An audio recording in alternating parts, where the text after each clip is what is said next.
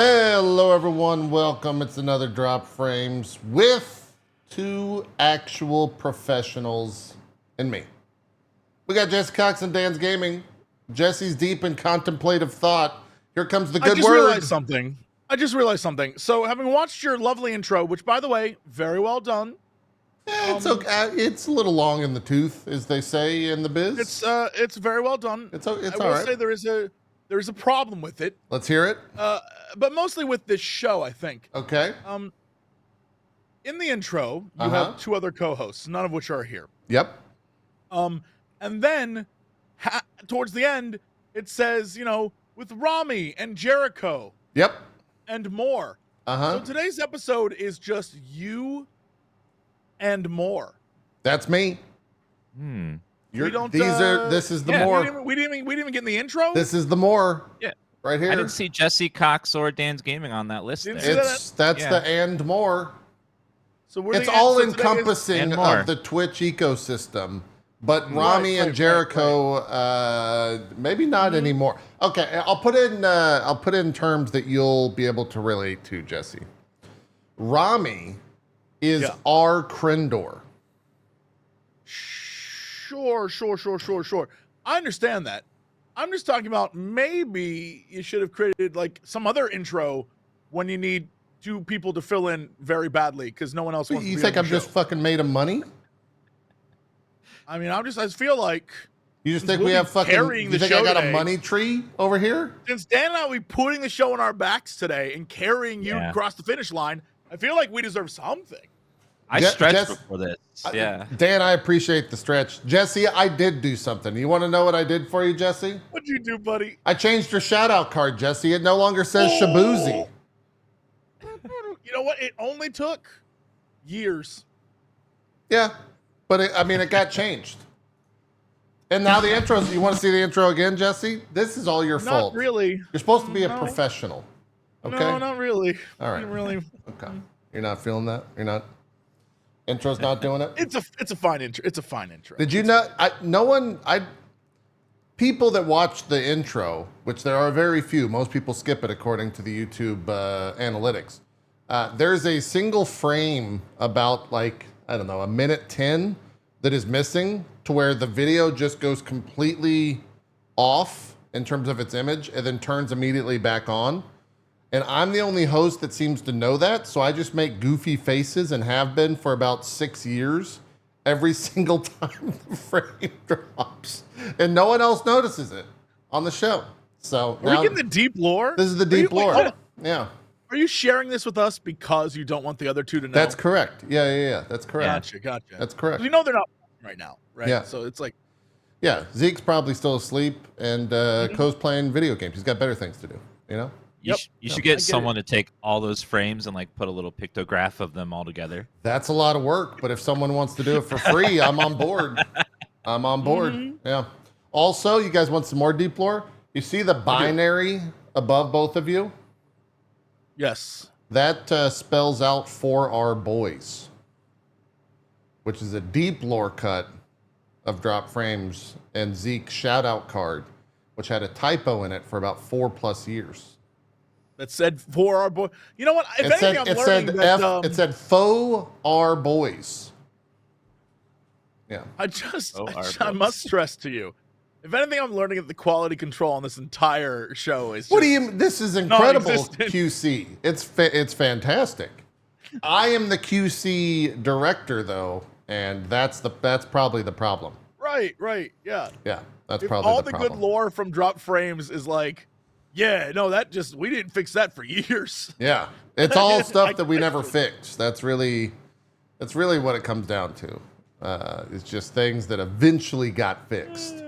But that's what happens when you've been doing a show for 11 years, maybe something like that. 10 years. A lot of years. Too many years. We should have been done after 4. We should have stopped. Yeah, it really should have gone for like 6 in a movie. Called it quits. Yeah, we should have done our movie, and called it quits. 10 years in January is what. This is like Game of Thrones, where the last seasons are kind of just like thrown together. Well, we're struggling here. The other two hosts don't even care to show up. I got to pull in ringers. Not even here, Fucking Jesus. Racing the cast. Jeez. You got to get a bunch of losers off the street to show up and be a part of it. Yeah, I get it. It is indeed rough. Anyways, it's the last show of June, the last day of June. I didn't even realize it was June 30th already. Pretty good month. I feel like, all things considered, I'd rank it like 6 out of 12 if I had to give it a objective score. That's where I would put it. Right, Jesse? You rate June at a 50%? Yeah. 6 out of 12. For what about June as a month? Like, what about it got you? You're like, you know what? I'm docking a point. Like, what was it about June? It was, well, for a while, for 29 days of the month, I was expected to pay double rent. Wasn't feeling that. It's really hot here. I don't know about where you guys, Jesse's in LA, so it's always fine. It's always nice. It's always fine here. Yeah. Dan, is it hot in NC? How's the temperature? Yeah. It's like almost 100. Yeah, that's where I've been living. It's hot. It's hot. It's hot. Thank God for AC, or I'd be dead. Yeah. Yeah. It stays around 78 in my house right now. It's pretty rough out here. It's a 6 out of 12, Jesse. All right. I mean, like, I get your joke, but I figured I would make you have to answer the question of why. No, I was prepared. I was ready for it. Oh, yeah. You gave an answer, and I'm pleased. Yeah. No. Yeah. I was ready for it. Pushback. It was great. Yeah. Exactly. Video games are what we talk about here, Jesse Cox, even though you're doing your best to, just throw it completely sharp left turn into nonsense. You cannot steer me out of the video game highway. Can I actually steer you really quickly into video game news highway really quick? Yeah, that's where we're going. We're exiting off to the news section. Here at the start of the show. So I know that on this show, we usually just talk like news and games and whatever, right? Uh-huh. So I, being a good co-host, went and was like, hey, I'm going to go see what's going on in the world of video game news. Hell yeah. So that's more than both of them have done and coming up on 10 years in January. Please continue. I know some of us are professionals. I'm aware. So I went to go look at news, and it's been a while since I've just gone to news sites on the internet, and I must stress to you, the first place I went, because I was like, well, I'm going to load up all the old favorites. So I typed in video game news into Google and just open new window for every single one down the list, see what people are talking about.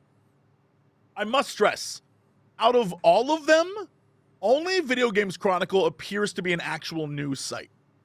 I went and looked. Video Games Chronicle is just straight up, you go there, sure, there are ads like every website on the internet. Sure. If you scroll down, it's just news. Meanwhile, over at Kotaku, it's something about Pokemon, talking about the TV's best show just came back with a terrible season premiere. Is that in the center column?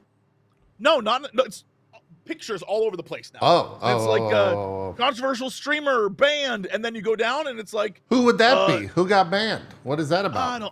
Weird. I don't know. And then it's like all these random images, and then once you're past the random images, it says top games. It lists 5 games, and then it's all entertainment news. And then it's like weird categories. Then I'm like, what the shit? Well, I was surely nothing could be worse than that. Then I go over to IGN. IGN is a big banner that's Elden Ring, conquering Elden Ring. And below that is Acolyte, more Elden Ring, Superman, X-Men comics.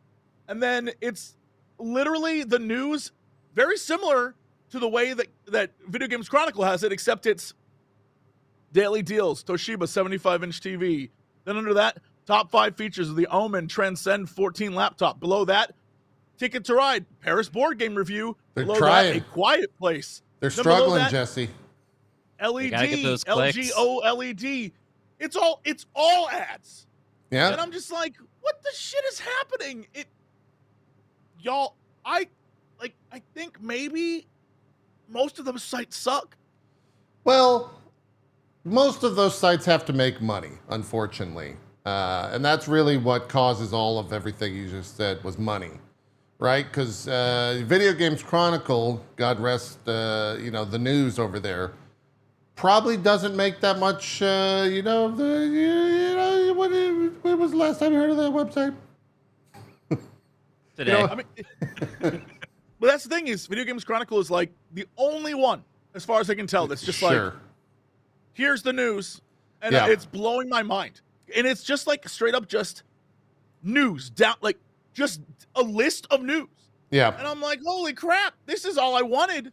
I feel like going to the other ones is kind of pointless. And I don't know a damn thing. Video Games Chronicle could be run by like a guy named like Lord Death Swallow, and he kills people for a living. Like, I don't know. I know nothing about that. But I do know that they're giving me the news more than any other website out there. Yeah. Lord Death Swallow's known for his news. Yeah. Besides the swallowing of death, that's his one thing. Well, no. Everyone think it's a double entendre. He's really just like a little. It's like a black bird. It's like a little swallow that he colored black. Right. That's it's his a family logo. name. Yeah. Right. The death swallow. Right, It's double entendre. Double entendre. It's actually pretty clever, really, when you think about it. Yeah. And it really doesn't help when you actually find a news article, and it's like playing Where's Waldo with the article amongst all the ads, like everywhere. Pop-ups, pictures, videos, like capitalism's ruining it, man. It's ruining it. My favorite comment, though, Jesse, to play, I guess maybe a little bit of a devil's advocate. My favorite comment is, who reads IGN anymore? Right? They're the number one video game website on the internet for years. They control all the SEO. That doesn't mean that it's good. I'm just saying. Yeah. People read it. There's a reason. Anytime you go to any event or are in any event thing for gaming, IGN's always there, and they have the most access to everything. That's true. Yeah. They're still the biggest one out there. It's true. It's just nonsense that their website is atrocious. It is atrocious. Yeah. It's pretty rough. Do you want some more behind the scenes news, Jesse? On how I figure out the news for the week on this show? Sure, bud. I'd love to know. Here we go. All I do every single week, it doesn't even take any time. I go to r/games/top/ !T=week. Time equals week. Then I just scroll down. And that's it. So you want to see what the people care about. I want to see what the people are chatting about. And then you want to take that and steal it and make it your own show. That's it. I'm stealing from the rich and giving to the poor. The Reddit rich? The Reddit rich to the poor. That is our audience. Some of the top channels nowadays are just people taking other people's videos and reposting them and getting millions of more views on TikTok and YouTube. That's true. Yeah. I was watching, where was it?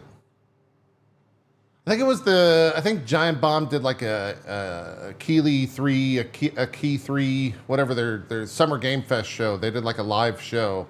And they were talking about how it's hard to just write an article anymore. It has to be in the form of like a top 10 or a guide or something like that to get people to give a fuck about the article itself, because you can't just have an opinion piece anymore. That just gets ridden off right out of the gate. Unless it's a video. Yeah, the thing is a lot of content, I think, falls into two categories now, which is, are you a person that has a history of doing the same thing? So if you're a person who's like, my whole shtick is I do 2.5 hour long videos about, a topic, and that's all I've ever done, people will come back to you. Or if you're a person who, this is another, boy, I'm full of a little micro rants today. Let's hear it. Yeah, you came micro ranty.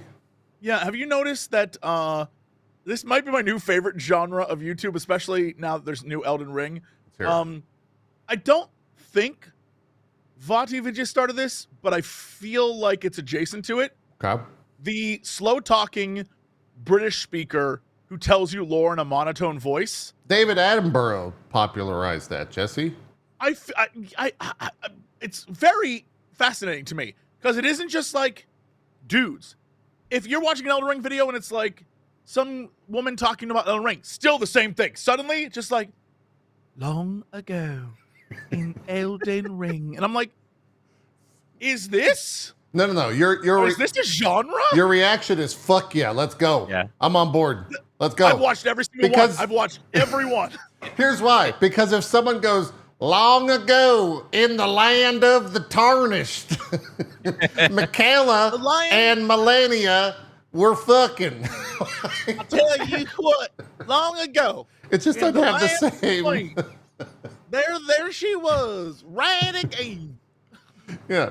It's videos. just, yeah. Go ahead. Tapped me into that feeling when I was in the late 90s when I watched Lord of the Rings the first time. I had no idea what it was. That's right. That voice came on, and then she was explaining everything. Brings me right back to that moment. It's a very interesting thing because I don't think I would ever, in my mind, if I was trying to explain something to someone, I don't think I'd ever like go back to me being like, the internet, what's going on with internet news? If I was just like, there's a lot of interesting things happening in the world of the internet news, gaming and otherwise. Some say that IGN has become a fickle former self, only advertisements and promotional videos. But others say that perhaps another would claim the prize of best video game website. But would you go see it? Would you? Like, I never would think that that's how I would talk about something. But every time I watch a video on the internet, I'm like, should I change my whole shtick online to be like, hello, everyone. Just hire a British person. I feel like that's it. I feel like you just have to have the accent. Yeah. If you have an accent, you have the gravitas, and people are like, well, this person clearly knows what they're talking about. Yeah. Just hire Sam. He's not his career's in the fucking trash Sam can. isn't that guy though. Sam is like, you what, mate? You what? Bleeming, brother. Rolf, you get Sam's not that guy. I thought Sam was on the podcast for a second. Wow. Wow. Sam's not that guy. He didn't just jump in the call or anything. That was wow. Very impressive. Yeah, Very impressive. Yeah, he's not that guy. Yeah. Well, Jesse, video game news. I'm going to do what I saw someone else do around this topic, and that's focus on the video game aspect and less on the streamer idolation thing. And that's game developer Midnight Society has terminated their relationship with co-founder Guy Beam, aka Dr. Disrespect, this past week. The question is, do you think Midnight Society is still around a year from now? Because I don't know. They started out as like an NFT type game, and now it's like a vertical extraction shooter thing. I think we need one of these damn games to come out because there's like all this talk about how it's going to be, all this but we haven't seen it done yet. Like release one of these so I can see what the fuck it is, so I can tell if it's going to be good or bad or what. Because right now it's just all talk. Yeah. I've never seen concrete proof of any of this. Yeah, it was playable. I think they did demos every once in a while. They put out vertical slices. Is the industry a vertical slice is like BS though, right? Yeah, it's very yes. Like if anyone can make a vertical slice. In fact, a lot of people do make vertical slices and then sell it as the full game in order to get money or to get attention or to get whatever. It's not a real game. It doesn't have all the bells and whistles that make it a game. There's no, loop in there. It's just like, here's a little bit, want to show you, wink. It's good. All they did was raise money. As far as I'm aware, that's all the company did. They raised money to then pay for the game, ? And then they let people who paid early have access to NFTs, which is questionable. And then they were like, hey, it's going to be good. Dan's right. They've shown nothing that equals. Will they be around? Were they ever around? I don't know. Sure. The studio has around 50 to 60 workers in addition to contractors. I mean, I don't see them lasting a year, unfortunately. I mean, you guys are already kind of saying the reason, and that's that were they even a game? And I think outside of kind of the ecosystem that they fostered with the creator they worked with, they didn't really have a player base outside of that. Granted, it was like a very sizable creator, but Sure. yeah.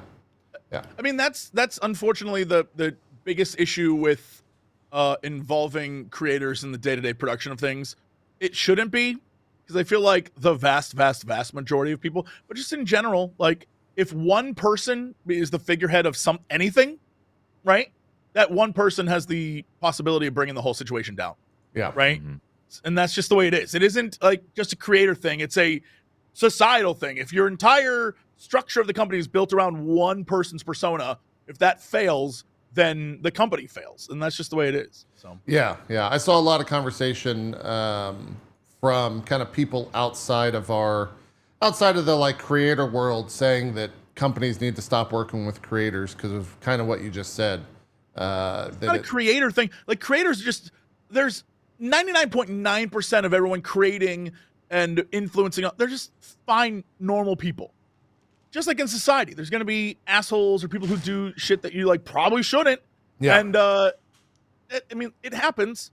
And, I don't want to like get into other examples, but there's like, bird related people that I definitely think tanked some of their companies. I'm sorry, formerly bird related people that I think definitely tanked some of the. It happens. Turns out, if you are the face of your company, you're responsible for a lot more than just your own actions. You have all these people who work for you that you now have to look out for because you're the face of it, which I think is insane. Yeah.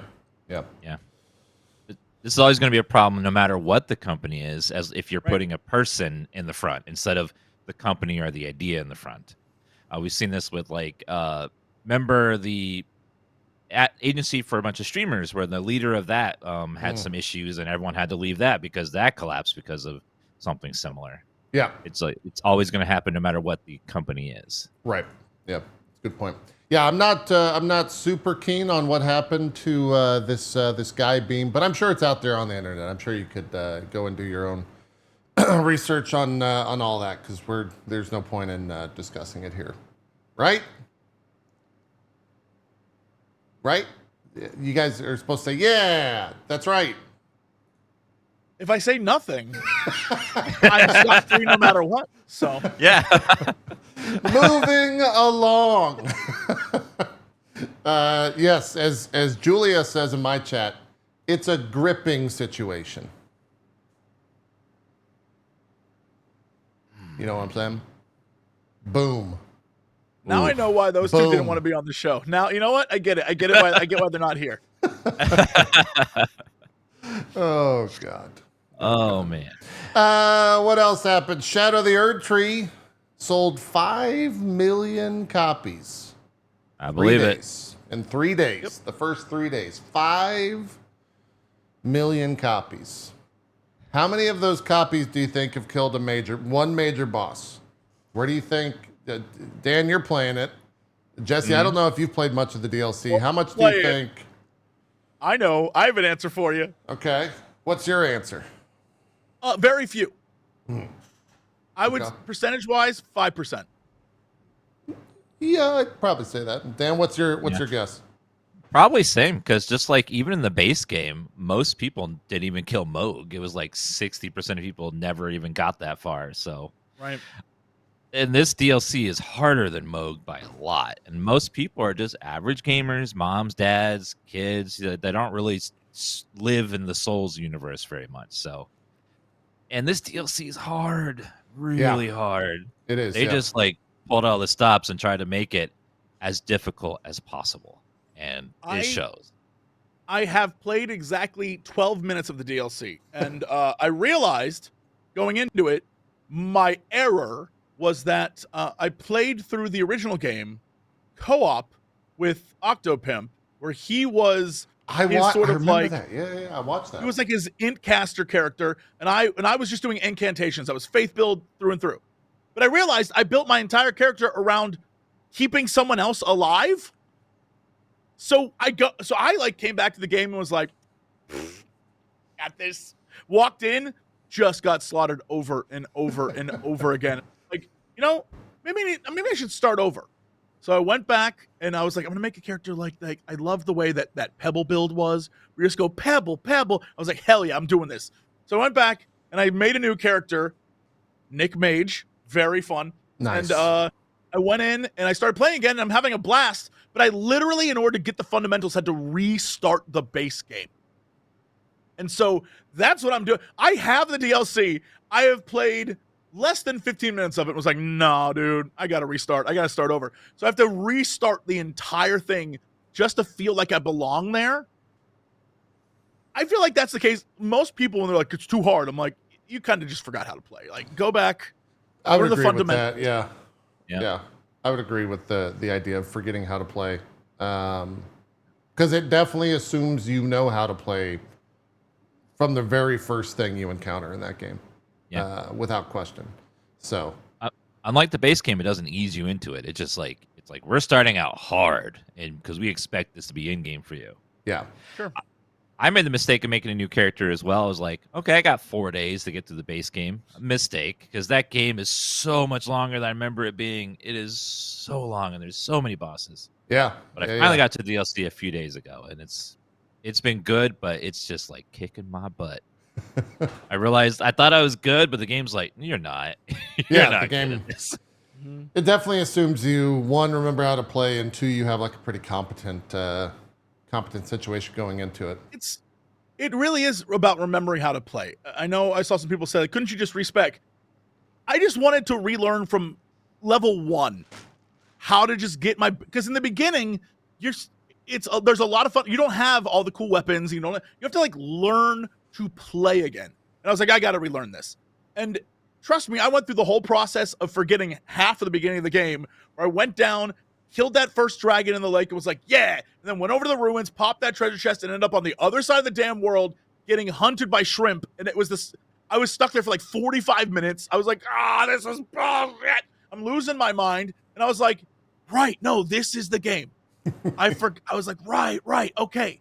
I have to relearn all of this because I can't just go into a room and be like, dragon breath. I can't do that anymore. I have to relearn how to survive. I'm telling you, I think going back through and playing from the beginning again, it's very eye-opening. I feel like a lot of people who are doing the DLC, just DLC, are like, it's so hard. I'm like, do you remember what this game was? Did you forget? Yeah. Did you forget the pain of what this game is? Yeah. So, well, we'll jump to it, but we'll definitely talk about it again on the show and bring up some of Dan's footage because I have some specific questions about bosses and all that stuff. So we'll label it like a spoiler area when we jump into it. But keeping along with the news, From Software, while it reported 5 million copies yesterday, it was revealed, alerted, whatever, that Kadakawa, which is the parent company of From Software, has been listed as a victim of a ransomware group, and that they claim, the group Black Suit, that they have approximately 1.5 terabytes of data, and that all the data will be released on July the 1st. This includes contracts, documents signed with DocuSign, various legal documents, platform user-related data, emails, data usage, employee-related data, personal details, payments, contracts, emails, business plans, presentations, emails, offers, etc., project-related data, including coding, emails, and payments, as well as financial data, payment transfers, plans, etc. So we'll see how that goes. Tomorrow is July the 1st, so we'll see if that gets revealed and gets leaked out there. Maybe some Bloodborne news tomorrow, perhaps? Jesse, you're perplexed. What does this look? When you said they stole, terabytes of data, I was like, oh, surely this is going to be some sort of like cool, and by cool I mean like interesting information about the games themselves and maybe like the code for a game or something. It's like hackers can be able to like make Elden Ring easy mode, like something like that is what I thought was going to happen. Instead, we're like signing documents and pretty boring stuff, information, and I'm like, why is that what they got it? Like that seems like a dick move. That's not cool. Yeah. Like, I don't know what the goal with this. Usually if hackers do something, I'm like, okay, what's the goal here? All right, I see. They were trying to like stick to the company, or trying to do this, or trying to like release information to the public, or take a full game and then just give you the code for the game or something. This one's like, we're stealing all your accounting information, so give us money. And it's like, what? Yeah. Okay. The goal is unfortunately money, and that's where it sits there at the base level, and obviously, company details are one thing, but employee details are another. Like, that really fucking sucks for all the employees. Yeah, that's to just have everything out there potentially. 1.5 terabytes of PDFs essentially is a lot of fucking data. It's not good to have all of your personal info out there, from pay and all that stuff. Although it's a little bit different of a culture, I think, when it comes to pay. I get it. I get what is happening. Yeah. It just feels like maybe it's because I have some semblance of a conscience, but I feel like out of all the companies that you could have like gone after, it's a weird choice. But I guess it's one of those, like, if we just send it to every company. If someone opens the email, we got them. Like, I don't like it, but I feel like you could have done some good. You could be like the cool hacker who like hacks the bad guys. Instead, you were like, I'm gonna show this beloved company how much I really don't like them. Like, okay, evil guy from the movie Hackers, who's like, we'll destroy all the oil, or what. Like, even that guy had like plans. I don't know, man. Yeah. My guess, it's probably like they're shotgun blasting a bunch of companies, and they're just trying to get in wherever they can, and then this is where they got in. Definitely don't seem like white hat hackers. They're definitely black hat. Right. And just trying to make a buck. It's unfortunately is more and more common, and you would think after it just keeps happening, that more companies would be protected against this. But I've been in an office building. I've seen the old people with their passwords written on a Post-it note will just open anything that's sent in their email. Like, it's hard to keep it secure, even with all that like protection on top of it. Absolutely. Yeah. We'll see what comes from that, I guess, tomorrow, if they push all that out, or they get their money. I guess that's in Japan, so it should already be out. They're 12 hours ahead of us, right? I think it should maybe even be out there if they didn't pay. We'll see. Depending on when they're going to release it. But here's another fun stat. Steam users have spent $19 billion on games that they have never played. That seems like one of those stats that when you say it, everyone knows it to be true. Like, you don't even have to look it up. You're like, yeah, no, that checks out. Yep. Just thinking of my own library, I'm like, yeah, that sounds about right. Yeah. Yeah. Sounds right. Yeah. Every Steam sale, it's like, man, what can I put on my backlog today? Very it's so believable. cheap. I got to throw it on there. Yeah. 99 cents? It's funny this news comes out. I'm losing money if I don't buy this. It's funny this news comes out as as Steam has their summer sale raging right now, and probably where most of these purchases end up getting a little bit of dust on them. This was from PCGamesIn.com.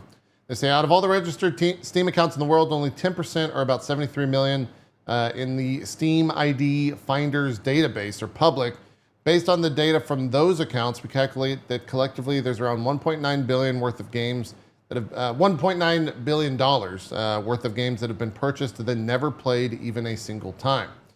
That times that by 10 to roughly account for all the Steam profiles that are not public, and they arrive at 19 billion, more or less than the national product of Chad and Maritish, to just compare it to, I guess, another country. But it sounds right. It makes sense. I would say it's probably more of that.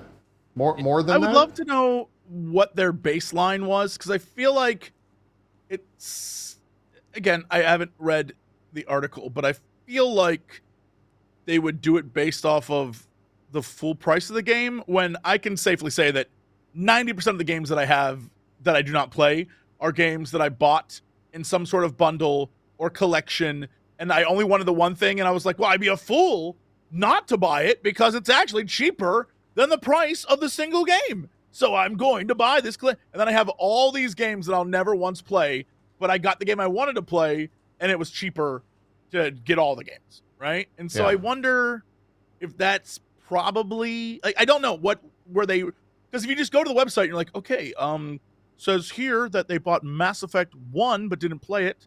Like, you could buy the Mass Effect trilogy just to play 2, and then you got 1 and 3 stuck in there. You know what I mean? And then you'd be like, well, all right, so it's $24.99 for Mass Effect. Like, I would love to know the mathemagics behind the scenes.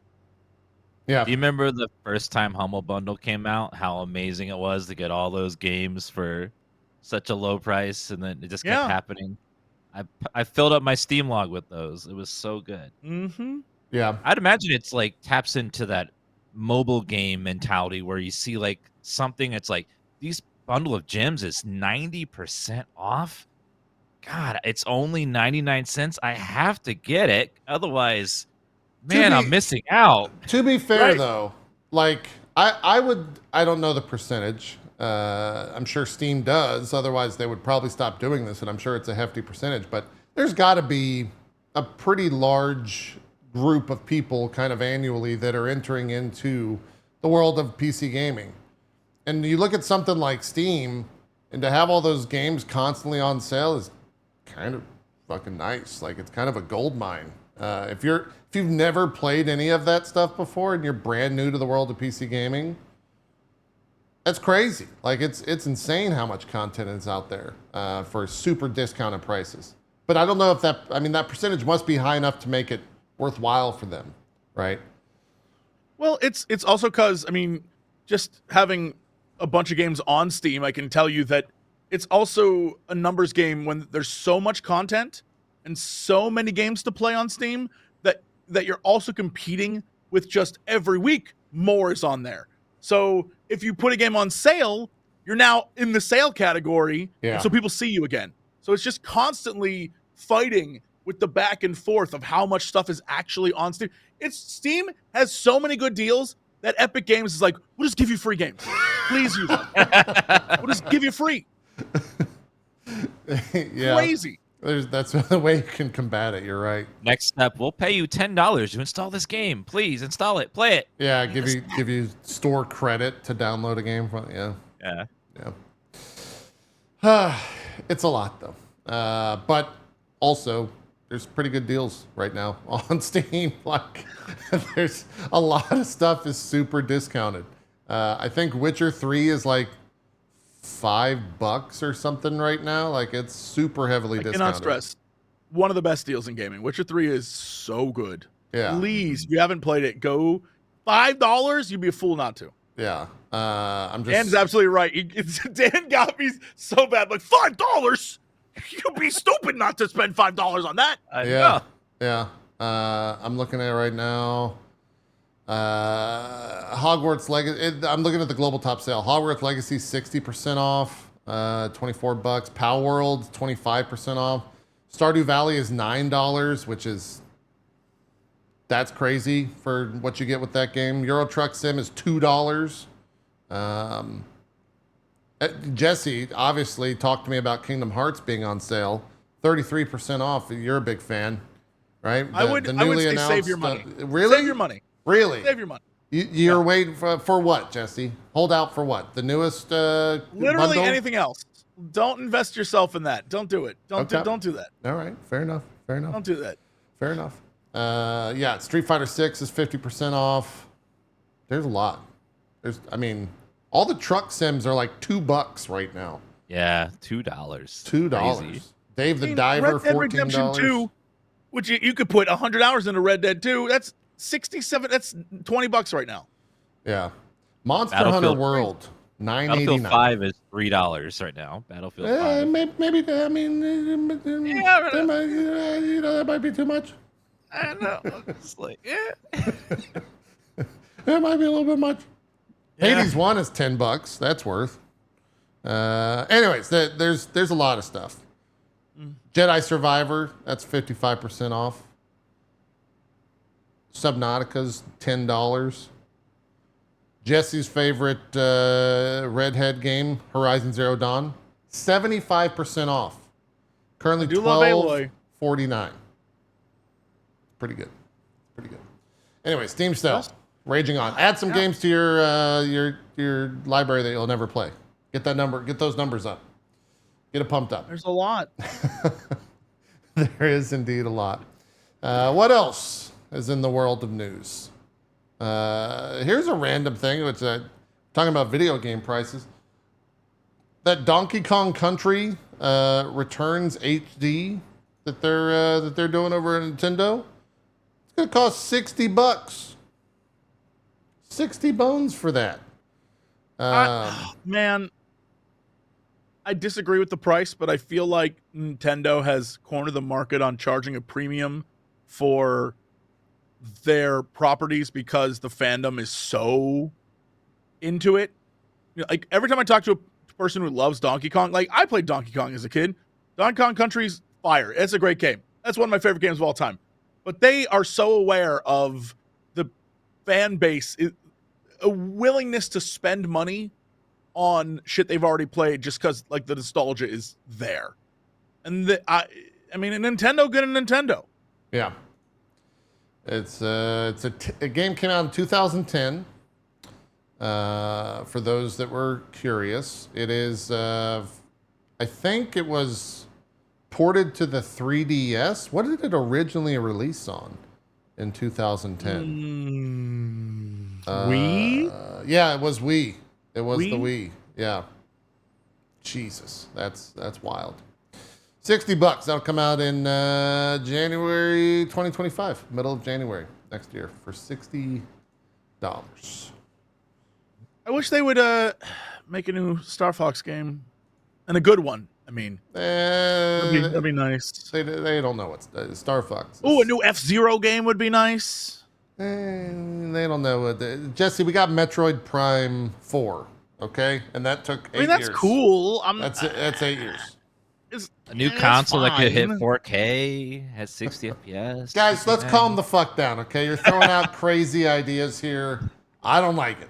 Okay. It's weird that the Nintendo Direct, the only things that like made me really excited about that were all the re-released JRPGs. I was like, oh, yeah. You told me that. I was so excited. I was like, oh, I don't know if you're like a big Nintendo fan, if that was the Direct for you, but for me, for my old ass, I was like, oh, they're releasing the third one again, bro. Oh my god, Saga's coming out, dude. Oh, I was losing my mind. I was so excited. Yeah. It was an all right Direct. I think a lot of it hinges on if you're a Metroid Prime fan, 2 if you're a Marvel vs. Capcom fan, and yeah, if you're a Marvel fan, that was the show of the year, the show of the potential decade for you to see more of that and put hope out there for a new MVC. But even the Zelda game was like, hey, y'all remember old Zelda games? I was like, I do remember. It was great. I had a good time. Wait, where do you sit on the new? It's controversial, at least on this show. Where do you sit on the new Zelda, Jesse? On the I'm so happy that they finally had the main character be in the story. Oh no! I'm not talking about woke Zelda. I'm talking about Breath of the Wild and Tears of the Kingdom. Where do you sit on that? I don't know how those games end, but I enjoyed playing them. Okay. They have the exact same qualities as every other 800-hour RPG that exists. I'll follow a fox for like 7.5 hours, find treasures, be like, what a great adventure I went on, and then be like, I should finish that one day, and then 12 years will pass. That's where I'm at. Did you finish those, Dan? I honestly can't remember. I know I played it a long time, but I can't remember if I finished it. It was really long. I put like 80 hours into it. I think I was barely halfway through. Couldn't tell you how those games end. Couldn't tell you. Yeah. It's fine. Had a lot of fun solving puzzles, though. Yeah. Fantastic. Fun game. I like building giant mechs and weird boats and flying around. Like, that was cool. Yeah. I don't know how that game. I don't know what Ganon's up to. I'm sure Matt Mercer's doing something evil, but I have no clue. I couldn't tell you. It's true. That's true. Beyond Good and Evil. Remember that game? they I've been waiting tweeted so long. on June 24th, this past week. Yes, Beyond Good and Evil 2 is still in development. And we cannot wait for you to discover more about Jade's past in the 20th anniversary edition of Beyond Good and Evil 1, by the way. It's been so long. We need some answers as to what is the hell is going on with that game. Yeah. Did you restart 3 times? Did you switch? What's happening here? Something weird's going on. No, they're just waiting because it comes out in a box set. You're going to get Beyond Good and Evil 2. We're going to get StarCraft Ghost and Halo 3 in one box set. And it's going to be amazing, and you're all going to be wishing you hadn't talked shit. Okay. It's going to be this generation's orange box. I like it. Yeah, it's going to be huge. It's going to be huge. It's going to be wild. I don't even, like, what does that game even... Half-Life 3. Did I say Halo 3? I meant Half-Life 3. It still worked. I was still excited. So, message received. I don't know what I meant. I don't even know what Beyond Good and Evil 2 looks like. Like, even all the shit that they showed, I don't think I could tell you I don't even think they could tell me what Beyond Good and Evil 2 looks like. That stuff was so not like real game. I'm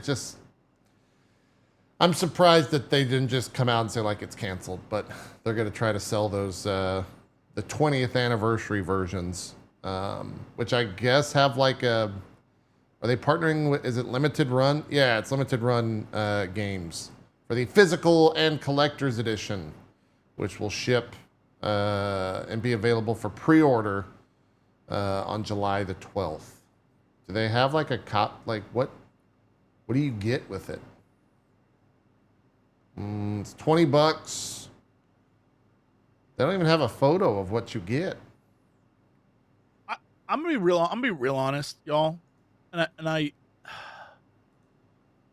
think of me what you will, but I feel like this is the most honest I can be. Okay. I loved Beyond Good and Evil. But it's been so long since I played it that I don't remember if I loved it because I was just like a horny teen and thought Jade was hot, or if it was actually a good game. Like I genuinely do not remember. Mm-hmm. I'm trying to remember if I've played. I think I've played a little bit of Beyond Good and Evil. Most of my like nostalgia for it actually was siphoned from DJ Wheat, who is a massive Beyond Good and Evil fan. So I don't remember. I love the game, but I haven't played it in almost 20 years. So I'll be honest, I can't tell you if it was because I was like, oh, that girl's hot and she's tough. My favorite combination. Is that what Jesse sounded like back in the day? This is in fact what I sounded like. Okay. Sometimes you just go back and play games that you loved as a kid, and you realize that you're just not that same person anymore. And like some games just don't click the way they did in the past. Yeah. Yep. Games have evolved so much that sometimes the older games just haven't aged as well as we think they have in our head. Yeah. When you go back to experience them again, you're like, oh, this isn't as good as I remember. Mm-hmm. It looks like this is the trailer that I'm showing here for audio users, but it looks like a fine like port, remake, whatever. She fits into Remaster. every like manic pixie dream girl vibe I had in the 90s where I was like, she's beautiful. You're talking about the pig, right? The pig right there? Yeah, I mean, like the pigs, I get it. He's like, Got come on, let's go on an adventure together. And she's like, I can't. My boyfriend, Jesse Cox, needs me. Right? I feel like that's roughly what was happening. Got it. This brings back those memories of the original Xbox, playing this and then Knights of the Old Republic and Halo. It was like a good time to be a gamer. Like they had some big hits. Jade Empire, were you a big Jade Empire Jade fan? Empire? Yeah. Oh, that's great. Yeah. Yeah. It's a weird thing. You get exclusive new content. Right, but like didn't they say they're runs gonna have like a trailer or something at the end of this, or that there's some, or a new tie-in maybe is what it was to the second one. There's something added at the very end, but I forget what it was. Maybe chat can catch me up. Maybe it's weird to have your promo thing for the next game be at the end of a limited run. I guess it's included with. All right, never mind. You get on Ubisoft On all Plus. platforms. Yeah, get on Ubisoft Plus. If that's something you're into, but yeah, I guess it's cool that they came out and said something about it. So fans that are super excited for it after that reveal 7 years ago, whatever that was. Sure. They haven't said anything. It was else. longer. I'll be honest. Yeah. 2008 was when they announced Beyond Good and Evil 2. What? Yeah. No. Yeah. That's crazy. Stop. That's crazy. I know. That's so funny. That is kind of insane. Good Lord. It has to be a sunk cost fallacy at this point. They clearly have dumped so much money into it. They're like, we got to keep going. We got to make it. I mean, that's what they did with the pirate game. Very clearly to spend a bunch of money, like, just release it. Jesus, just release it. Oh, for Skull and Bones? Skull and Bones? Yeah. Yeah. Yeah. Like, just put it out. Just go. I feel like they should have done that a while ago with this, but I don't know what I have no idea what's going on. But I feel like that's the reason why they're offering $120-some bundles. Yeah. Or whatever. Like, get the full game for $120. Sure. Stellar Blade Shift Up came out and said that it sold over 1 million copies. Estimates that it sold over 1 million copies at this point. And generating, they say, 15.8 million in royalties. Dan, did you play Stellar Blade? Did you finish? Yeah, I played a little bit of it. To get like 1 million sales for a new IP on just one console, that's really good. Yeah. I played it and like, I don't know, it didn't like hook me, but I think it's gonna need to just go back in and give it another try. Just like, it was good. It just didn't really like hook me to make me want to keep going and finish the whole thing. But was it because it as a story-based gamer, I love games with story. I could not detect an ounce of like good story in that game. yeah, I just couldn't. I couldn't get hooked. I was like, all right. It's got there butts. was some really nice visuals, but the story itself was a little light. It was kind of just like it wasn't a near Automata for sure. It was Nier Automata had some like good story. This one was like it was okay. There was a story that was keeping you going, but it just didn't really hook me. Yeah. Yeah.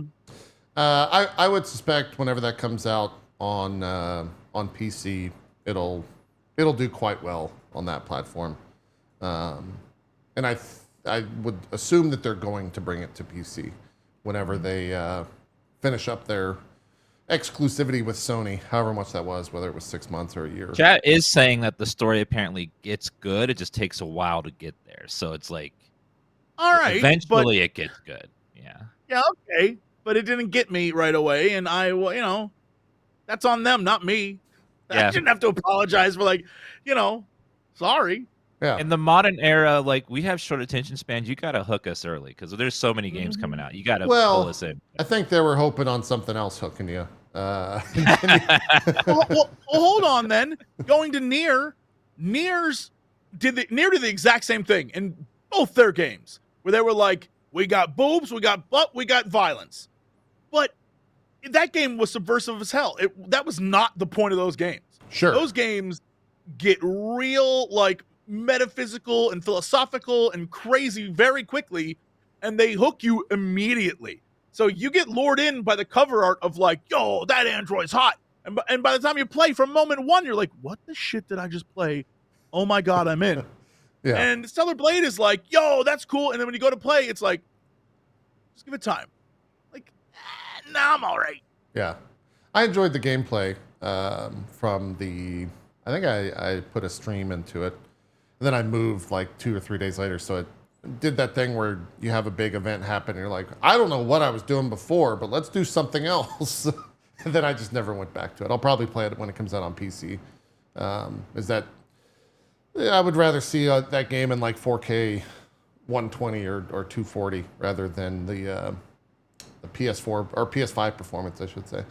But hey, they sold 1 million copies. That's as Dan fantastic. said. Yeah. That's fantastic for them on single platform, next gen platform. Yeah, it's good. It's good. Jesse, how do you feel about Star Wars Bounty Hunter being re-released in 2024? I mean, cool. If like that's, I have no feelings about it. Where's Star Wars Masters of Terrace Kasi, Terrakasi? Yeah, where's that? Bring that back. I don't know. It was weird to hear the Emperor in this game, in this like trailer they put out. And it was also weird to hear Boba Fett, because I think it's the same actor from the show, or from the movies and now the show. I don't remember playing this game as well. It was during that period of episode 1, 2, and 3 where they were just like, release all the games. Everything must be episode 1 based Star Wars content. There's at least 30 pod racing games. Yeah. You're not wrong. Yeah. Part of me misses that period. Whenever a big movie would come out, there'd always be some game with it that sometimes was good, but often was just pretty bad. Sometimes you got a couple of good ones in there. I kind of missed that, like a game being included with the movie budget. Yeah. The one they should be releasing, seriously, is Republic Commando. That was awesome. That game was so good. I don't even remember. You get to play as like a bunch of clone troopers. That was fantastic. That was a good game. Just release that. Did that have a story to it, or was that just kind of like Battlefield-y? There was like missions and stuff. It was great. Oh, that was a good game. Okay. I don't remember that at all. Yeah, it was fantastic. Yeah, it was one of the few games that came out that was like, so. Chat, you know what? I don't know how we've been doing so far today, but I feel like if we're agreeing on this, then we've had a great. You know what? Thanks for being on my side, y'all. I love you. Let's see if you guys agree on the new Dave the Diver DLC that was announced. That's right. It's Dave the Diver and Nikke. Oh my god. I didn't know that was Dave the Diver when you showed that trailer. I was like, did you play the wrong trailer? Were you distracted by something, Dan? I was distracted by a few things, yes. Okay. All right. Jesse, where are you at on Dave the Diver? I feel like Dave the Diver is perfect for you. Love Dave the Diver. I've been playing through it a bunch. I'm clearly playing about 8,000 games at the moment. Yeah. But the stuff that I did play, I'm having a blast, and I'm ready to get to the weird parts. I know what's coming. So I've watched even Dan, I've watched literally everyone on planet Earth play this game. So I kind of know what to expect, but I'm spending most of my time running my sushi bar. And now I guess hanging out with sexy animus. And then you can play those animus in Nikke, Jesse, your favorite game. You know what? And support Stellar Blade at the same time. Synergy, Jesse Cox. Brand synergy. I didn't know that Nikke was like a gacha game. They almost could sucker me in. What if I told you, Jesse, here, okay. What if I told you that the first two characters you meet in Nikke are named Anise and Rapi? R-A-P-I. And Anise is A-N-I-S.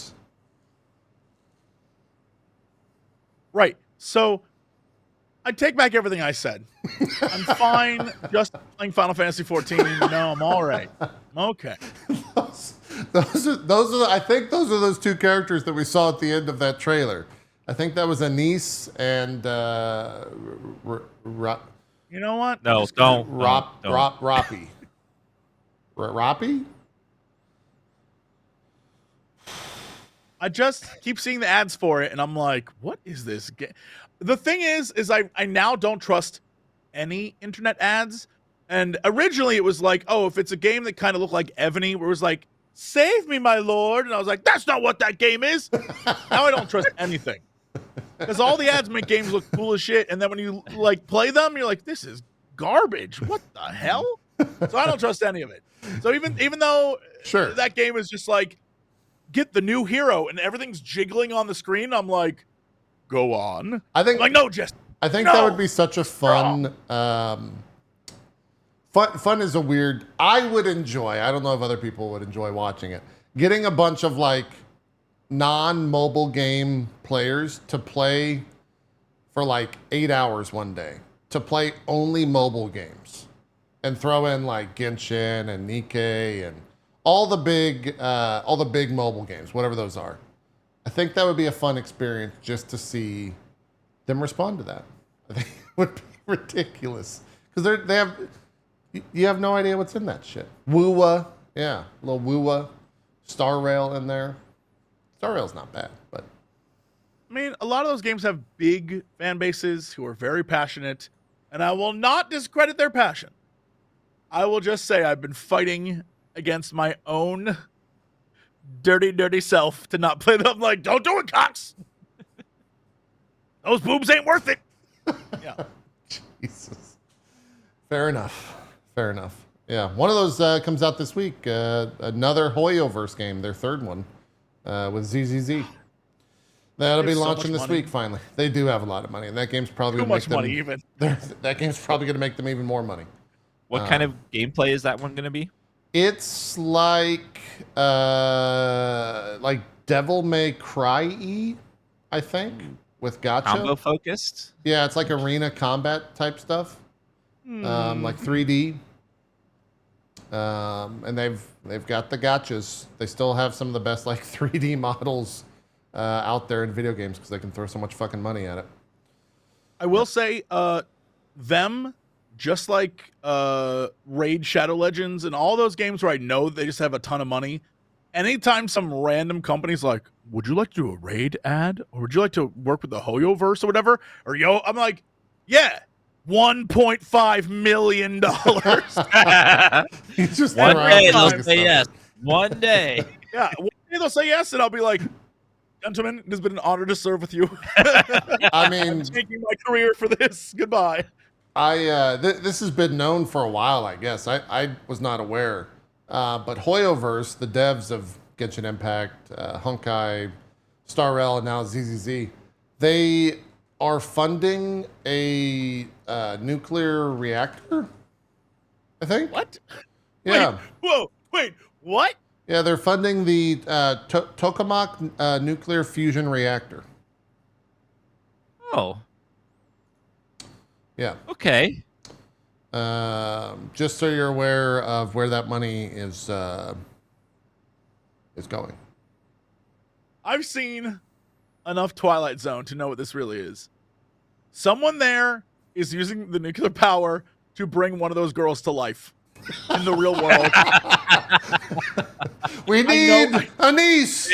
We need. I know what's gonna happen. They're like, we need power, but sir, where are we gonna get the power to put the machine online? We'll buy our It's like own Umbrella power Corporation, but for anime waifus. Yeah, they're using it to fund nuclear fusion technology. For what? What? Yahoo is where I'm getting this story from. It says, widely regarded as the holy grail of energy generation, tokamak fusion reactors use massive donut-shaped magnets to superheat plasma 10 times hotter than the center of the sun, in fact.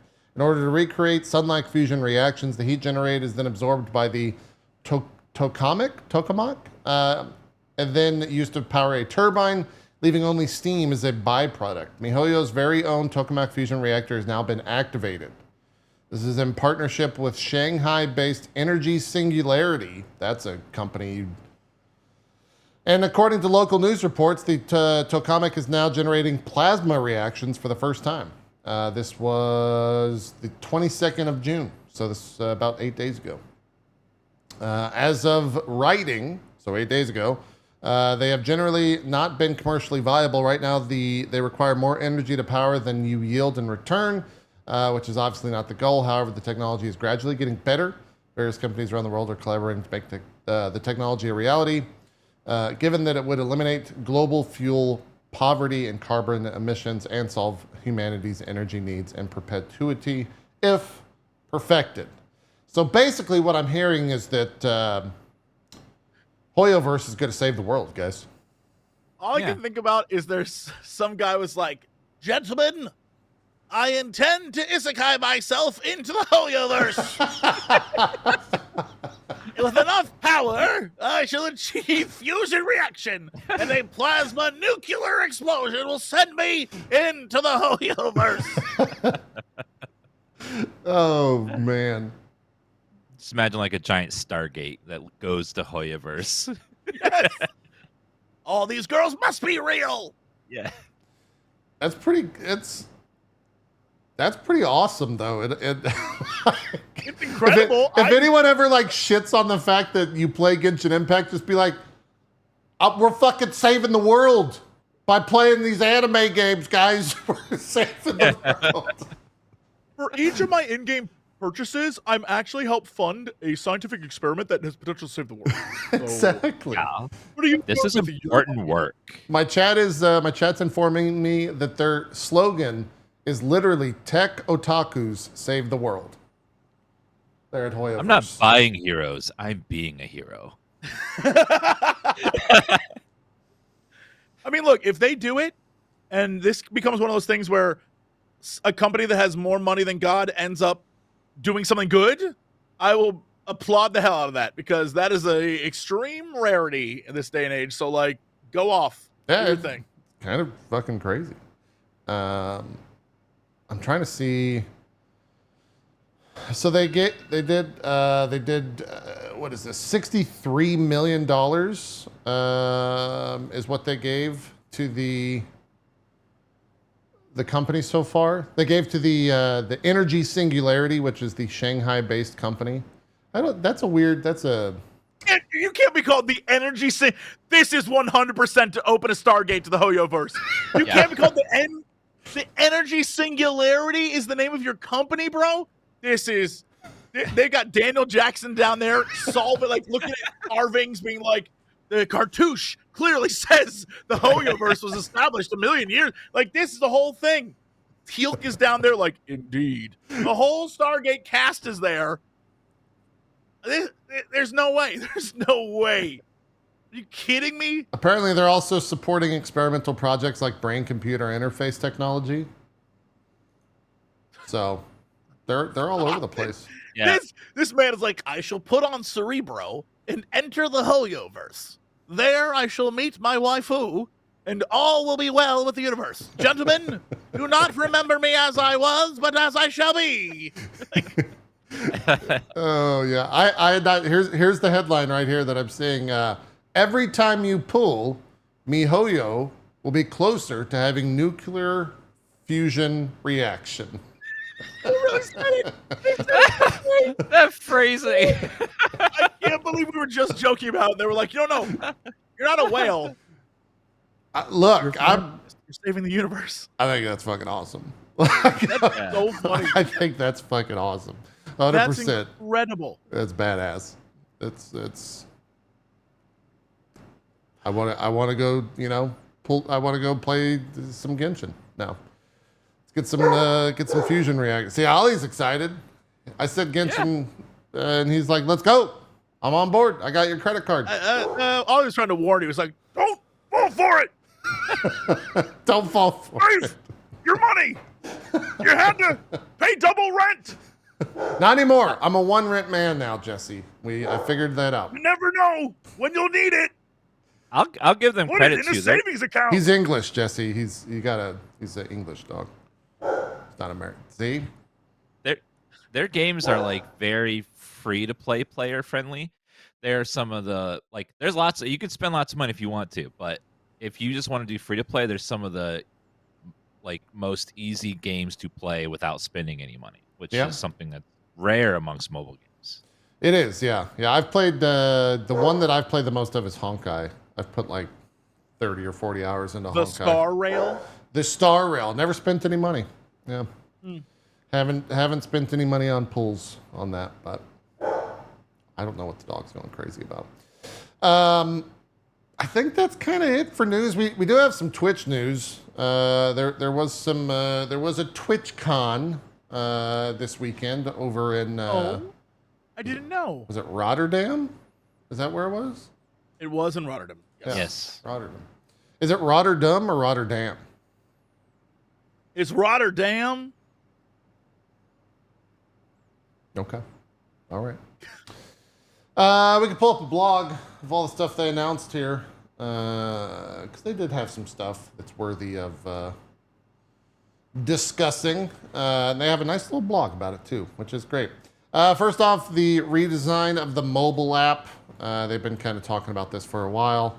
I still have not updated my app yet. I don't know if either of you have, but I do not like the mobile app redesign that they implemented. Is it functional right now?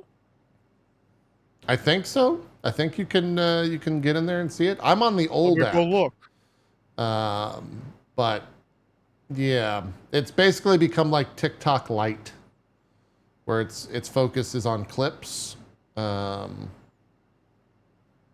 getting people into stories and things like that. As a creator, I haven't really seen like anything happen with my clips in terms of the virility of them. Yeah. It's just kind of like whatever. That might not be for us. That might be for the younger audiences. I guess. Jesse's seeing it for the first time. It looks like. It reminds me of Instagram now, where it has the stories at the top, which is like, all right, I'm never gonna click those. But also, I'm getting a bunch of ads all of a sudden, like just straight up out the gate, like an ad for Orphan Black. Really? Like, Oh wow. is that on Amazon streaming? Like, how does that work? It's on AMC tonight, on AMC and AMC Plus. It's not even Amazon. It's just an ad. I didn't realize that they had in-app ads for that. That kind of makes me never want to update. Yeah. Weird. Rough. That was the first thing. The other thing, they're bringing videos to stories. So at the moment, you can only put still images of yourself whenever you create a story. I have not created a story since they were announced 6 months ago or whenever that was, because it just seems pointless. So. I've tested the stories. I don't really see much of a difference metrics wise when you use them or you don't. Same. So it's just like, it's nice it's there, but it doesn't really seem to do the one job that would make it important. Is this a story? Yeah, we're in a. Did you story get time? I saw the red error. What'd the error say? It said error, making story, try again later. So that's cool. Oh, great. Okay. Working great as always. Fantastic. Yeah, great product. Thank you, Twitch engineers. Yep, that's cool. Fantastic. Awesome. Yeah, one of the most requested things I'm sure they got feedback for was having clips in stories, because that makes a lot of sense. Or just recording yourself saying, hey, I'm going live, hop on over to the stream, is much more impactful than just with a stream link, which is what the majority of those are. I see a lot of that. I know YouTube has their short stories things that you can make community posts. I feel like this is the same. So you know how over on X, Elon's like, hey, stream your content here or make your videos here. Yeah. I think YouTube and Twitch were like, fine, make your social post here. And I feel like that's what's going to be, rather than go to another site to promote your stream to your actual audience on your stream site, which I think should probably make more sense, but I don't know, man. Yeah. All these apps seem to be cannibalizing each other's features, and they're all becoming the same app slowly instead of each having their own thing that they do well. They're like slowly what TikTok wants to be your Twitch, and Twitch wants to be TikTok and Twitter wants to be Twitch, and they're just all homogenizing each other's features, and they're not doing them well and not focused on this part that they do well. They're all trying to cannibalize the other apps. It all centers around the idea of growth, right? Because like they've hit their end of growth for their own product, and so they're trying to encroach on other platforms. They all want to be the everything app. Everything wants to be the everything, and they're all trying to do their own stupid, like, guys, as investors, you know that we are trying to bring the next level of quality and content to our user base. That is why we're going to take every other thing that exists on the internet and put it in our thing. Exponential growth is all we see. Money, please. That's all this is. Yeah. It sucks because you're right. I think Twitch was like the perfect streaming platform. YouTube had videos, right? And then years ago, this is like 2018, 2017ish, they both decided we're going to try to make videos. And then YouTube was like, we're going to try to stream. And it's like, no, make the videos better, make the streaming better. Why are we doing this? Yeah. Yeah. Nope. They're also adding stories to desktop. The only way to interact with stories at the moment is mobile. So for our audiences, the boomer audience, no one sees that shit. No one really interacts with it. There'll be an option, better Twitch TV to remove it like in a day or two. Yeah, it's pretty rough. It's pretty rough. Optimizing clips for discovery. I have not dove into this yet. It says, help improve your clips for sharing will begin automatically generating a portrait version alongside the landscape version in the clip creation flow. From there, you can edit, title, save, and feature clips in one easy step. You can also choose to download or export the clip to your socials, just like you can today. By automatically optimizing your clips for where viewers are finding your content, you can put less time into reformatting clips and more time into doing what you do best. Cool. I think that's great. That's a good addition. I'd push back on that and say a lot of streamers are really good on self-promotion and not actually streaming, but that is for another day. Sure. Fair enough. They're actually much better at the promotional part than the actual streams, but like, sure, okay. Portrait clips will automatically be shown on mobile services like our new mobile feed and later on the mobile channel page. Landscape clips will continue to be the default on desktop. Lastly, to give viewers a way to support the streamer they love, viewers will be able to directly export clips to third-party social sites later this year. As always, you get to control who can create and share clips from your stream. Oh, so they're essentially like creating the highway for fan cams, right? Like that's, for a lot of the bigger streamers, they have users that dedicate their internet time to like having a non-official TikTok, and those TikToks actually generate a shit ton of income if the streamer's big enough and supports it. So, look, I know I'm not a regular on this show, uh-oh. but if someone could take footage of me being on drop frames and just fan cam it, like sparkles around the corners, and just me like, but in the background it's like, cut my life into pieces, like whatever. You can use whatever song you want. I don't care. You could just have fun with it. Well, you gotta. I would love that. You gotta rizz them up first, though. You know, you gotta give them the shots so that they can make the. JP, all my shots are the shots. Every angle is the shot. Okay. You don't have to get ready if you stay ready the whole time. I get it. Exactly. I get it. Here's some of the I guess bigger things that they announced. Dropping in makes collaboration easier than ever. Jesse, you use Stream Together. We actually used it during Key 3 earlier this year. They are making it so that you can just drop in. I'm reading through this to try to find out the flow. It says all you have to do is knock on their door. If they're open to collaborating, they can open, and an audio connection will begin immediately on both streams. Switch your OBS scene, and now you're hanging out on a video call while you're both live. Streamers have complete control over who can knock. I don't like the knock on your door thing, the sentiment that they're using there. I can easily set a list of favorites within Stream Manager. Streamers can also pause requests entirely if they aren't interested in collaborating. I don't understand, and I have never understood the focus on Stream Together. I feel like a lot of this focus has come on since Dan took over as CEO. So I don't know if it's his directive or what, but why? I was really confused for half a second there. I was like, I'm CEO. yeah, sorry, I meant Mr. Clancy, okay. Mr. Dan Clancy, the CEO. I guess it's the idea that like collaboration is is key, right? That's like the mantra that a lot of creators have these days in terms of growth and all that. And so Twitch is doing their best to try to make it easier to collaborate. But I'm honestly, solo streams seem to be 90% of the content on Twitch. Yeah. 10% are collabs and stuff. So I don't know what this giant push is unless they're trying to grow that 10% to bring in other things. Maybe like they're future proofing tech for other content in the future. Yeah. 100% that's part of it. I think the impetus is, I'm sure at some board meeting where they were talking about money and how Twitch makes money, that they were like, well, a lot of our people are using this feature on a thing called Discord. And if we could just take those features and have it be a part of our app, then they wouldn't have to use that, and we'd have more.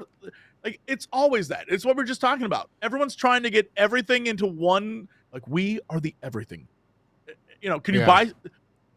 It's with Amazon, so I'm sure there's a million conversations about, like, how can we have it so that while you're streaming, you can press a button and get an order from Amazon delivered directly to your home. Like that kind of stuff. I'm sure that's happened. Yeah. I mean, I recognize the irony of being like, who wants to collab? Is we're literally doing a show with two people on another call service so that they can join the call and we can see them and hear them all at once. I totally get that. I understand that. But like, there's not that many shows like this on Twitch. It's more, I guess at the top level, just like a collaborative effort. You just jump on and hang out.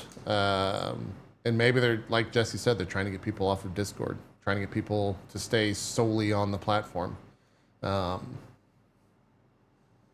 don't know. It could end up being something that turns out great. Usually it won't.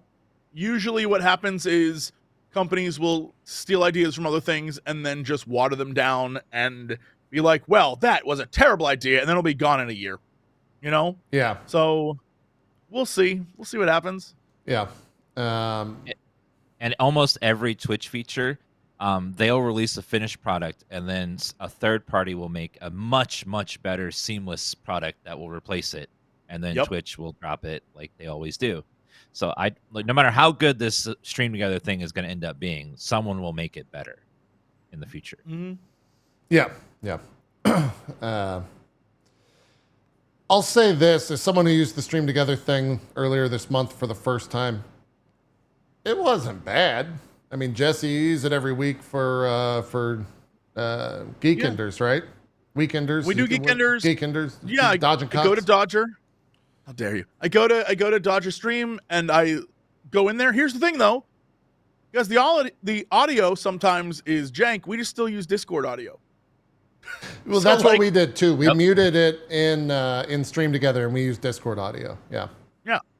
And it works fine. Sometimes when video-wise, when it works really well. Sometimes we'll try to use it and it just will not work. So, and then we just end up using another thing anyway. So I don't know, man.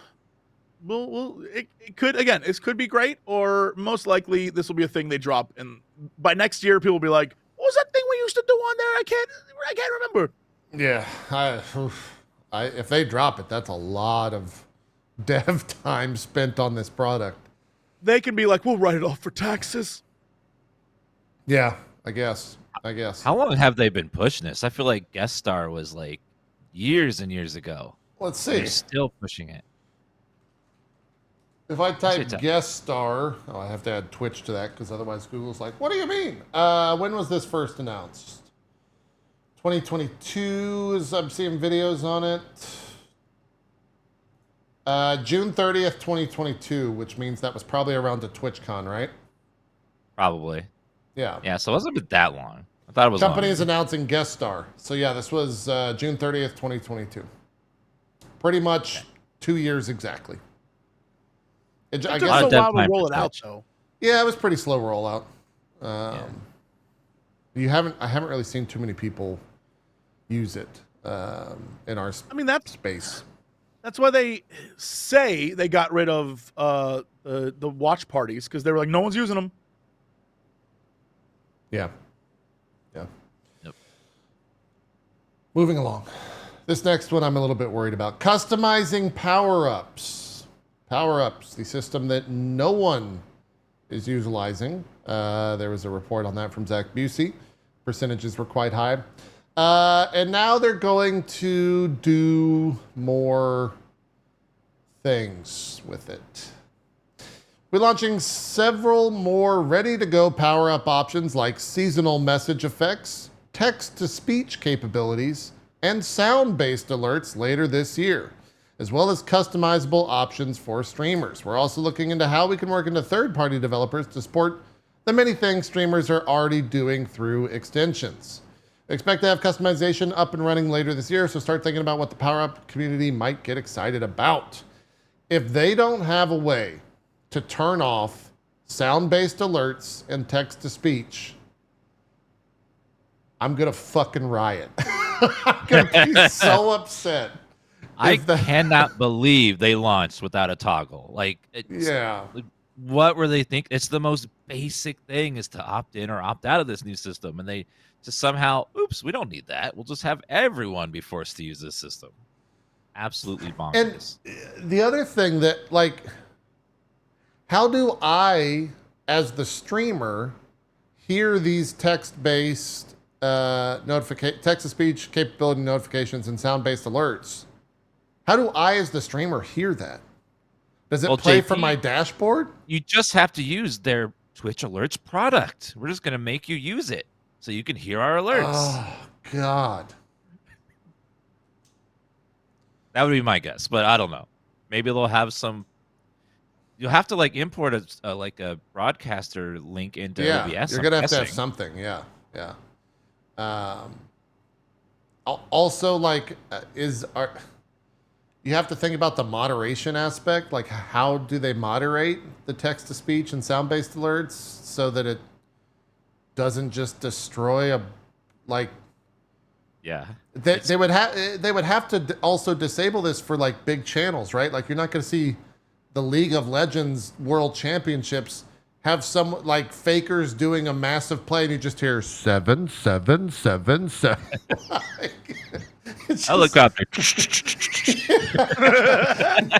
Yeah, like it's how are they gonna? I don't know. I didn't see I didn't watch the keynote from TwitchCon EU, but I really hope that there's some sort of moderation and just like toggle ability for that shit. Because if not, Jesus, it's just gonna be a mess. I'm so confused because I know for a fact, because I've been on several of them, Twitch like will pull in streamers and be like, we have a lot of things we want to do. We want to ask you guys about them. And I'm curious what the process was to get to the point where this is the choices they've made. Because everything you just mentioned, and reading it here on the screen, it feels like the people responsible for what this is are only people that watch Twitch via clips. And the best clips they've seen are the ones where it's like, oh, this guy got made fun of with the voice chat, and it was funny, and he made a thing, and that was cute. Or like, oh, it's really cool when the thing pops up and they make like little. I feel like it's very. They aren't thinking full stream. They're thinking like in 30-second chunks. Because none of it makes sense. I can tell you exactly their process for this because I've been through it with the Twitch store, the Twitch app, the Twitch They come to you, they show you this product, they're like, we want your feedback. And then you give them all the feedback, and they don't do anything with it. Like, that sounds right. Yeah, they just like, when they showed me the Twitch store, I'm like, no one's going to use this unless it links to Steam. And they're like, well, we can't do that. They showed me the tier 2 and tier 3 subs before they launched. And I was like, no one's going to use these if you're taking a massive cut and there's no like benefits. And they launched it anyways. They just take all this feedback, but they don't do anything with it. And their excuse was, well, we don't have any engineers to work on it anymore, so it kind of has to go the way it is. We can do light edits now. So they just launch these things after they get the feedback way too late where they can't really change much. Yeah. Do you remember? I don't know if it's still a thing. I assume it's not. I assume once it was out in the public, people were like, what? Do you remember a thing where Twitch was trying to make it so you could pay to promote the streamer you were watching? Yep. On the front page? Yes. Yep. I was a part of that meeting, and I was like, what is the point of this? This is nothing's going to change. The people who are already popular are still going to be popular because they have a bigger audience to spend more money. All you're doing is making more money on the back end. This is a terrible idea. And they were like, We'll take that into account, and we'll circle back around to it. And I was like, okay, all right, you're gonna do your thing. Gotcha. Circle back. I love circling back. Yeah. I mean, at the end of the day, the power-up thing is very much an emulation of like what is the Chinese streaming app? Is it Weibo? That might be Twitter. Whatever that is, it's very much this. Oh, Billy, I think is what it is. Billy. Yeah. No, that's you, JP. How dare you? How dare you? You Got him. Son of a bitch.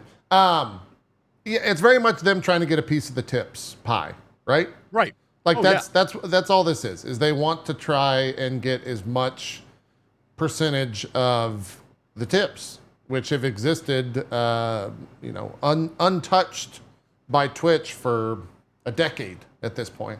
Bits was kind of their first initiative into that, and it didn't really take off. I think Bits, still do well. It's definitely like a notch forward for them in earnings, but I was at that meeting too. They didn't listen to anything I said. Yeah, it's nowhere close to like the overall tip scenario that exists on the platform. So that being said, I'm okay with this as long as I can toggle it. If I have to do a setting, because right now the answer to using the big emote, what are the other two things you can do with power-ups? I think there's one for like a screen wide effect, and then there's one that like highlights your message in like a box that's animated. Okay, yeah, chat. That's the third one. No one uses that one, yeah. So I set all those at 100, and we had someone use the big emote, and it, like, I wanted to somehow give them a refund because it was $100 for just a big emote in the chat, and that's it. That's it. It was so stupid. It was like I've never seen a bigger fucking waste of money than it. It's just a big emote.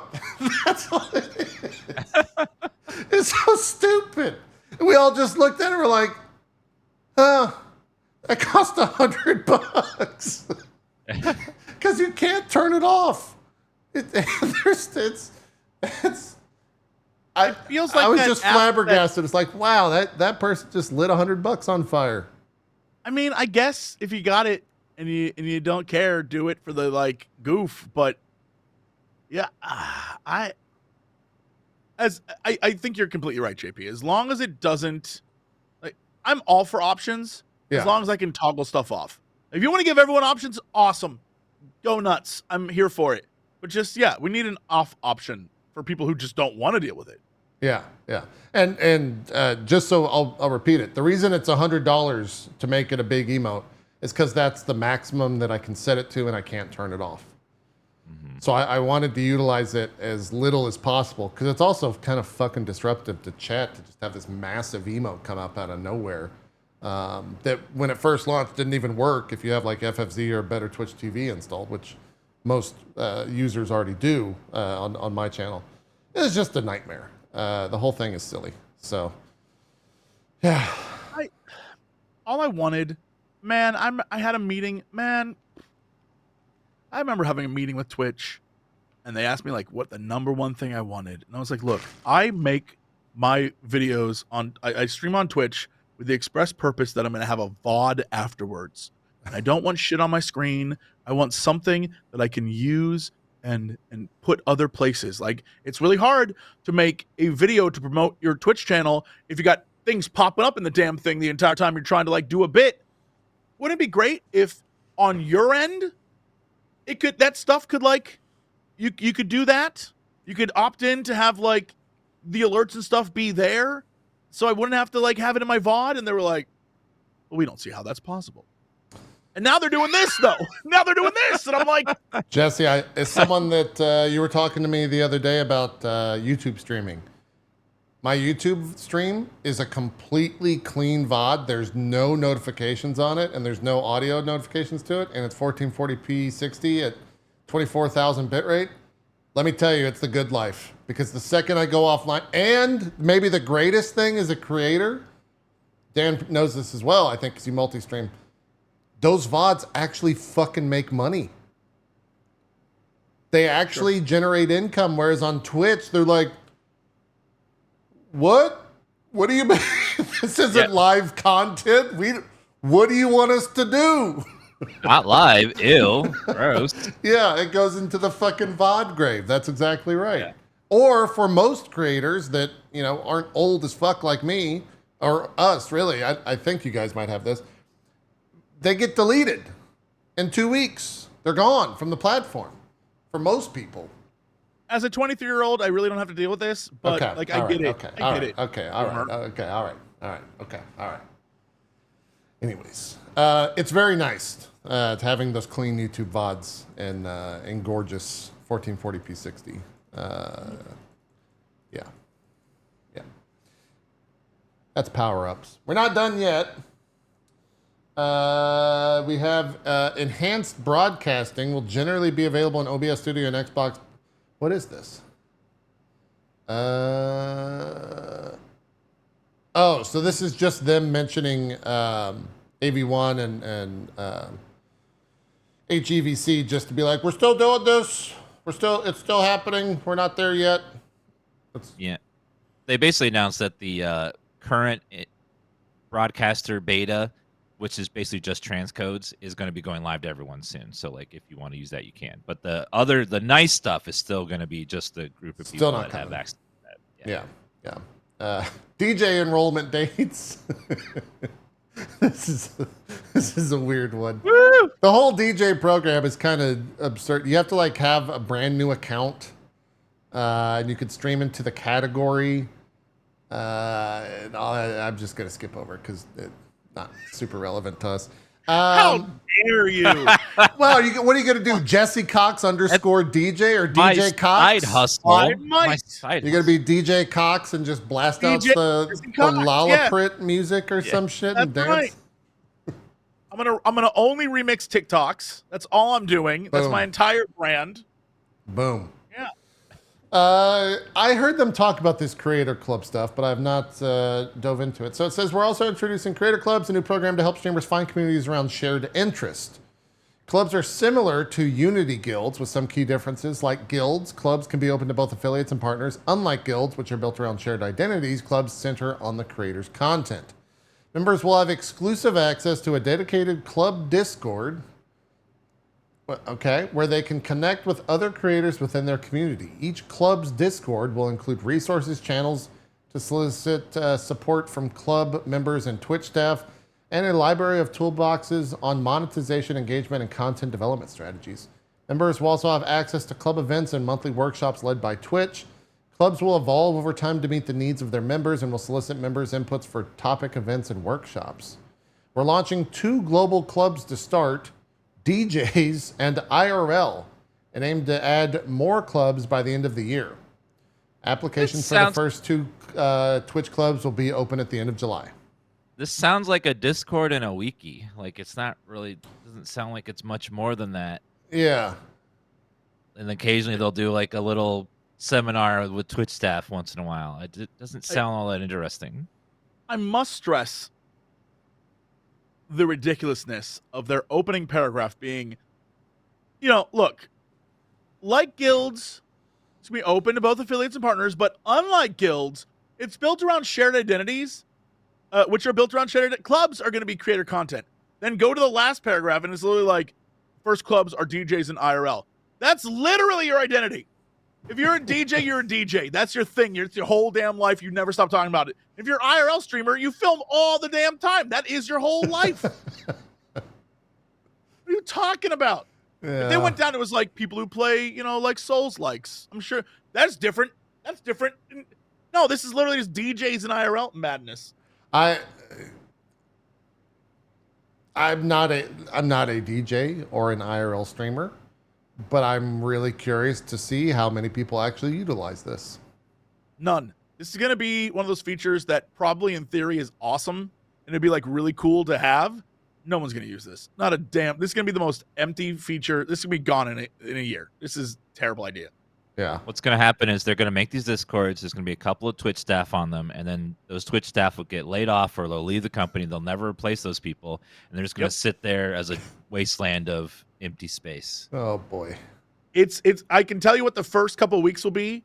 Someone showing up, promoting their, be like, hey guys, happy to be here. Here's a link to my channel. And then they'll never post another thing. And it's just gonna be a bunch of that over and over and over. Just a self promo Discord. Yeah, they'll go there and say, hey everybody, look at my thing, and then that's it. Yeah. This is a great photo. By the way, I'm going live with my DJ set if you want to tune in. Yeah. The final thing are the Streamer Achievement Awards. This is basically the YouTube sub-plaque equivalent. This program recognizes streamers who have dedicated their careers to building a community on Twitch, and in doing so have hit viewership milestones most can only dream of. Beginning today, we'll be honoring their achievements with a special memento from Twitch, the Bleed Purple statue. There are 3 tiers, which will be given to streamers who reach 3 impressive levels of achievement. Purple, 5 million hours. Marble, 50 million hours watched. And Chrome, 250 million hours watched. Is what? Why did they add is Chrome? Why did they?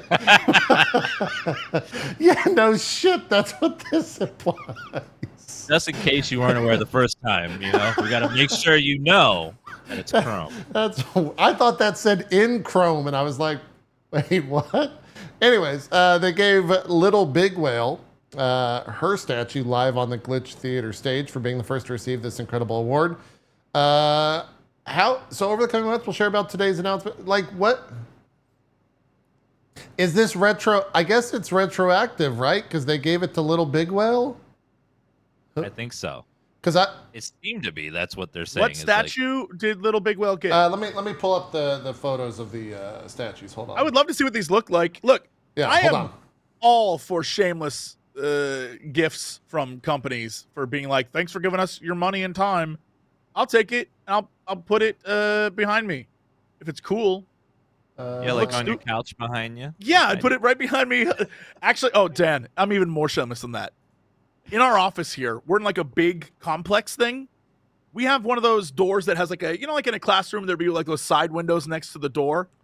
We have one of those, and I just literally put my YouTube play button in the door. Like, yeah, that's right, bitches. I got 1 million. It's everyone who walks by has to look at it. I don't give a shit. I want everyone. I'm like, I'm gonna brag about it. I don't even care. But hold on, Jesse, clarify something for me. My understanding, I never did the 100,000 one, the like plaque or whatever you order. Sure. You have to pay for that, right?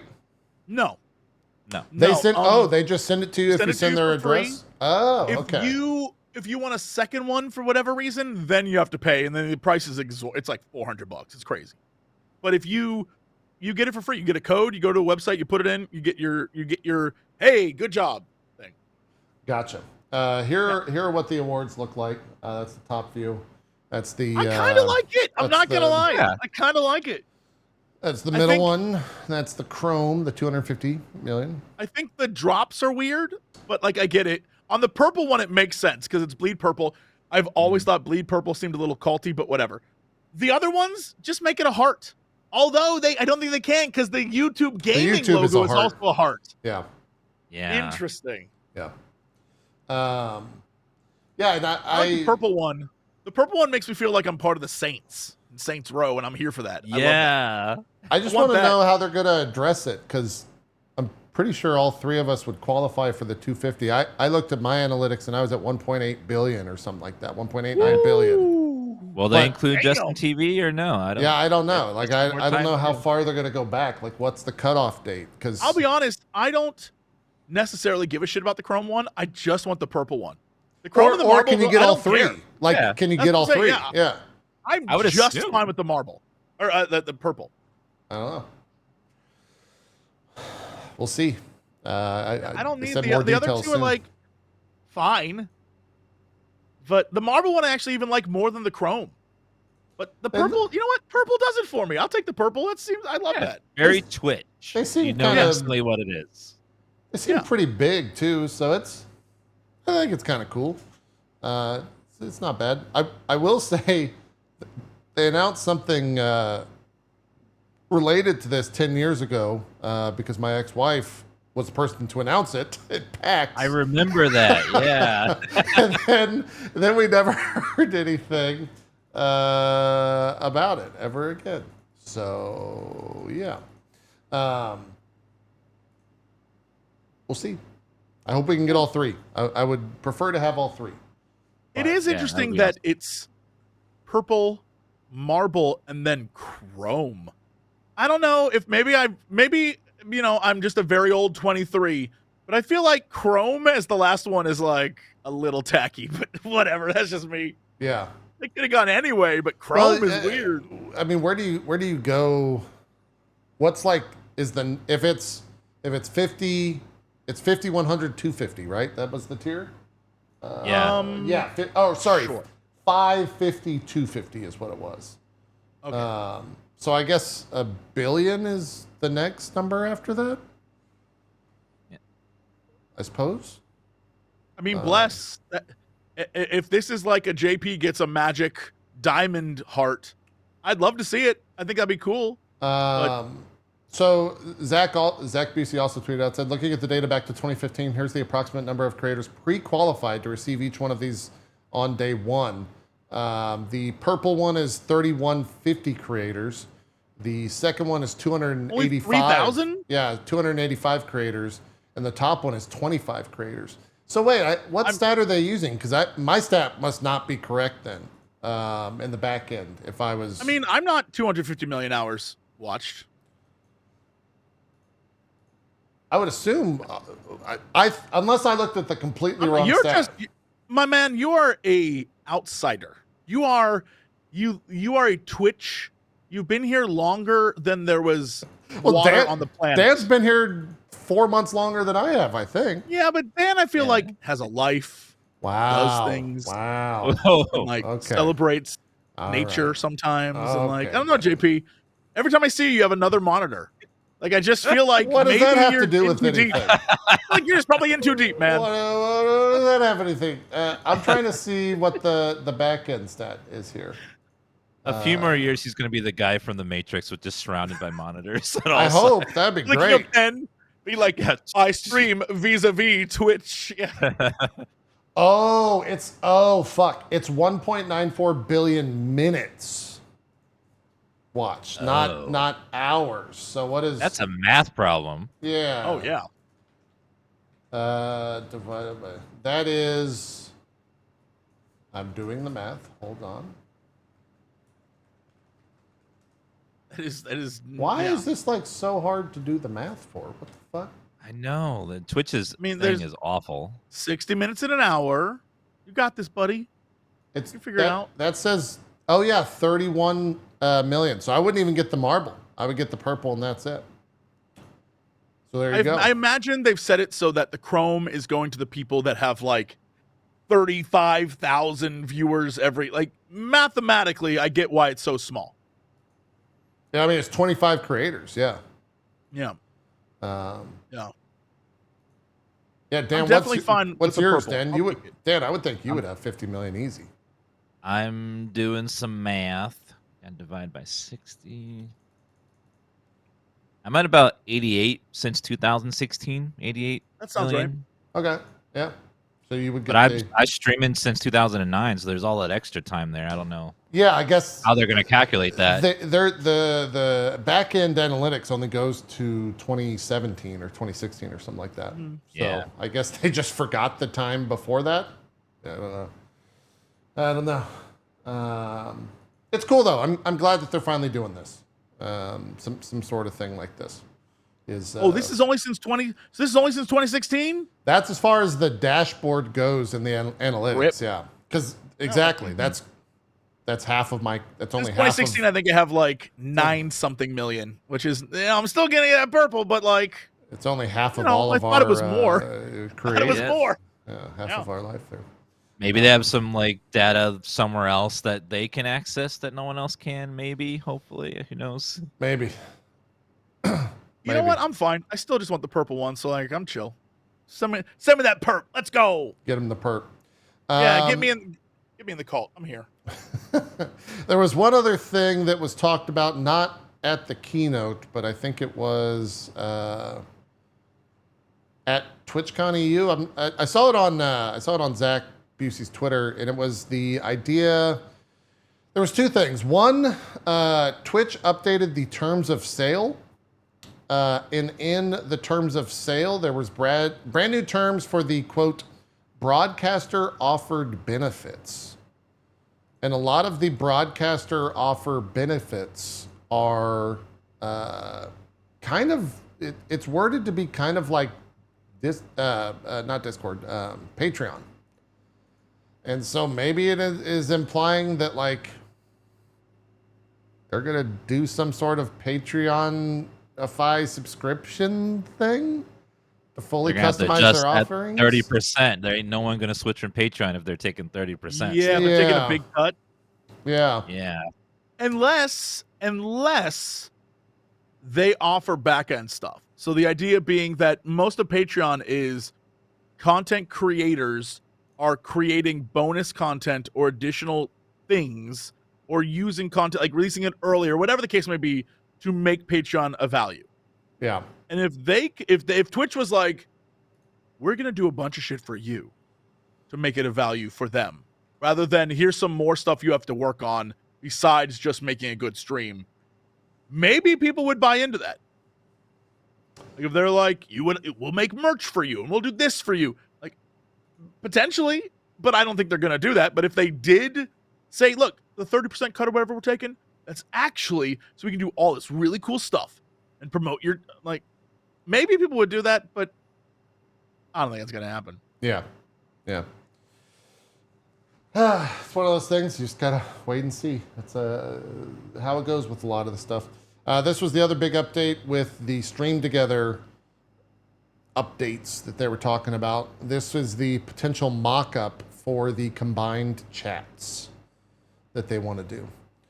I'm not super against the idea of combined chats. I think obviously the biggest thing is moderation here. And it's going to be a little bit, I guess much would be the word for someone who kind of generally has, when we do this show, for example, Co's audience is 10,000 plus. That's a much larger audience than what my moderating team is used to. And so if it becomes one combined chat, that's a lot for the mod team to deal with when it typically is not that much for them to deal with. So we'll have to see how that goes. I feel like this is a product that is targeted towards the vast majority of streamers. Yeah. Than the people in this room or the people that like most of the people we know are in the top 1% of Twitch. Sure. The vast majority of Twitch is like 6 people in a chat. And if a bunch of people get together and then there's like suddenly 30 people in a chat, it feels more active and feels more alive and more people start talking. And I feel like potentially it could be very, very good for smaller streamers. But you're absolutely correct. Combining a large streamer's chat with another large streamer's chat is one of the most insane things ever. So it would not work. But I think for the vast majority of people, this could actually be pretty good. Yeah. My big want, and I was saying this on stream the other day, would be for moderation to work as if, say if you're watching from my stream and we have shared chats and we time something out in the chat that comes from Zeke's channel. It doesn't do anything to that person in Zeke's channel, but it removes it if you're viewing the shared chat from my channel. And that's all you would have to do for moderation. So if we ban a person, then it just never shows up in our shared chat, but those people are fine in Zeke's chat. Does that make sense? Sure. I could see that. That would be the only way to do that, quote, fairly. I haven't used this before, but like, is there a shared chat and your solo chats at the same time? There's no shared chat whatsoever. This is like brand new. Brand new thing. Oh. Yeah, if you are streaming together and doing different things like that, no matter what, it just, a lot of time people have to bring up 2 chats. Yeah. And it's annoying. So I think it would be awesome to have, one chat, as it were, but it like Jesse was saying, it gets kind of crazy the second you get large chats at the same time. But I mean, like, but sometimes... it's not undoable. It's not doable. Like, sometimes I think this could be very good, especially if like I was saying, if you're a smaller streamer, and I know it sucks when even sometimes when I'm streaming, if chat starts to slow down, it's like, oh man, I'm not entertained enough for the people in chat. Like, I get it. So having chat across multiple streams talk and look, I think that could be super fun and very helpful to a lot of people. So it potentially could be awesome. It also could potentially be like a massive train wreck. Who knows? Yeah, yeah. Or the option for like when you ban someone, are you banning them from your shared chat? Are you banning them in all 3 channels? But then you get into like, do you give that ability to all of your moderators? Do you give that to like 2 moderators? Because then you just start banning people, and then you have to deal with like, well, that's fine in our chat, but in this person's chat, it's not. Like, it gets real fucking gross and confusing. A great example. Oh my god! Yesterday, I was streaming Final Fantasy 14. Some guy came in, don't know who this was, but he posted like a big ASCII bunny girl with huge knockers in my chat. I'm sorry, I was just bored. I looked at it and I laughed. Like, it made me laugh because I was like, you know, honestly, when I saw that start to come up, I thought it was going to be like racist or something. I thought it was going to be terrible. No, it was just like a weird bunny girl with boobs. And I was like, all right, I'm kind of relieved that's what that was. And I was like, and then the dude moved on. He went to probably another channel to go, you know, cause trouble. But I was just like, what? All right, sure, that's funny. And I know for a fact that that would not be allowed in many of the people's channels that I stream with. Because I'm just like, look, I've seen boobs before, and that's whatever. And my chat's all old enough. Most people in my chat are like 30-something. So I'm like, we're all like, none of us are going to get freaked out by this. But I know for a fact that many other people would be like, no, dude, banned. And I think you're right. Every chat is a different vibe and a different experience, and people act differently. And so I would hope that you wouldn't just randomly group chats with people. I feel like people who work together and stream together and do things together would know each other well enough not to be like, sure, bring your chat of 12 to 18-year-olds into my chat of 40-year-olds. I'm sure that'll be great and not a problem at all. Yeah. The more that I'm always thinking like channels, you know, our size, and I didn't consider the idea that if you're getting 5 channels together of, you know, 30 viewers each, that's so much more of a stream at that point. Yeah. The second that you combine those audiences, and then the chat, like, that's such a cooler experience for all involved, ultimately. Because it's only, you know, 150 or 200 viewers, which I think that could be really cool for that stream. But when you start to look at like, you know, the 100,000 or 10,000 plus channels, then it gets the opposite. Then it just gets way too busy. So, yeah, I hope they continue with that. I hope they actually work that out and not let like BTTV solve it for them or FFZ solve it for them. But I don't know. Like Dan was saying, I'm sure no matter what they come out with, someone else, a third party, will come out with an even better version. Right. Well, that's just kind of the nature of the beast, too. I can totally see on release day they're going to have a massive bug where chats are just merging left and right, like someone changed something in the universe, and it's just a chaos of one chat's merged with another and another, and they can't stop it, and it's just like everything's going to shit. They had that exact problem when they started with groups back when they launched Twitch. And then like certain people couldn't see other people's chats, and you could see some, but not other. It was a big mess. So we'll see how this goes when they launch this feature. I kind of hope that happens. That'd be great. Just you know, maybe for April Fools, it's just like chat's fucked. Maybe one person streams suddenly has 100,000 plus viewer chat in your chat. Just, you know, for shits and giggles. That'd be good. I would enjoy that. That is kind of all that happened at TwitchCon EU. I have not heard. I think Barry was there. I have not heard one way or the other if it was a good event. I saw a couple of like IRL streams walking around the show floor, and shocker, it looked like a con that I've been to a billion times before. So I didn't miss anything. I'm not. There's no FOMO for me going out there, but I think the fun factor of those events has nothing to do with the event itself, and it's more just like seeing buds, seeing people that you don't have the ability to because of how our industry is so spread out and hanging out and stuff like that. So if there's any FOMO for me, it would be that. But they'll be saving all the big announcements for the one here in San Diego. Yeah, like, if they're going to have some big announcements, it's going to be at that one. This one's kind of like a side thing for EU, where they have a few things, but it's not really the big grand event. It's kind of like the PAX South or the PAX versus PAX West. Yeah, PAX West is always the big one, and then South was just it was fun, but not the biggest event in the world. PAX South was always my favorite. Yeah, I love it was so comfy for hanging out with friends. It was great. Chill. Yeah. PAX South was always the best. That, and it was also in the city that I grew up in. So or at the time, one of the events, I lived there. Let me tell you, living in the town where the convention is and being able to go to your own bed. Oh God, that sounds so nice. Holy shit, is it good? That's a good time. It might be the best time. Anyways, that's TwitchCon EU. Video games, we got about an hour.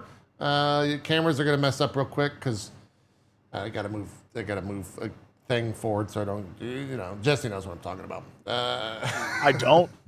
Oh wait, never mind. I do. Never mind. This 30 minutes. Got in. I see. 30 minutes is a very strict cutoff time. Yeah. You know what I'm saying?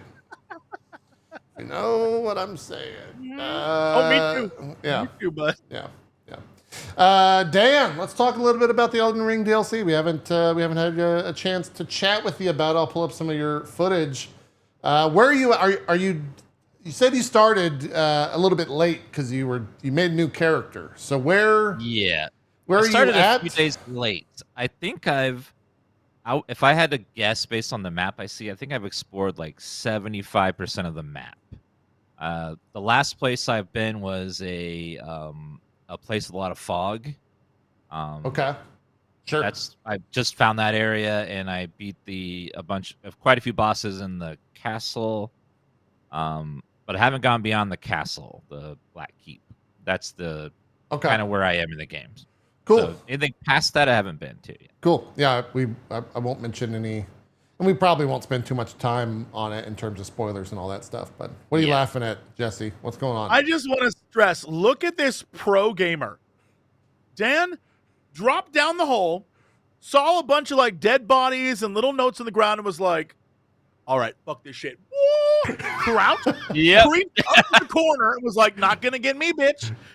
Turned a little bit, saw the guy and was like, all right, I'm ready for this. I died anyways. I love that. I love that. Still got murked. These guys are pretty nasty. Souls games have trained me that if you see loot, there's going to be a guy around the corner that's going to kill you instantly if you go for it. So I just every time look around that corner, I'm like, there's going to be something there. Dude, and I don't know if this has happened to you, but now, a lot of times the little the things you can leave on the ground. So not the bloodstains, but the messages. That'll be like mob left or be wary of left or be wary of right. You can't trust them anymore because they literally just troll you and it says like be wary of right. So you look to the right and then a mob hits you from the left. So now it's like actually the meta has evolved. I know. To just troll the player base. Troll messages seem to be better. Yeah. I'm currently playing offline mode, so I don't want to see those. That's how much they annoy me. I get so mad when I'm like, I trusted you. I trusted you. And I was like offline. Screw it. I don't even want to look at those. I don't want to see them. Well, I understand and I agree with you that it will like sometimes take away from the experience, but at the same time, there's something really cool about walking into a room and seeing 100 bloodstains and just wondering like, What the? Oh, what Oh, happened? I mean, I experienced that in the initial release. What happened? Playing Like, back what's through going the on? original game again, I'm like, no, I'm just gonna get through it. I might turn it back on when I get to the DLC again, but like, I'm like, no, I'm not getting punked. Not today. I've already died 5 times. There's a special feeling about walking into a cave, seeing this beautiful entrance of this like majestic like scene that From Software made, and you see a message on the edge of the cliff, and you go read it, and it says, "I want to go home," and edge. Yeah. Yeah. It's just like, oh, okay. Yeah. I like.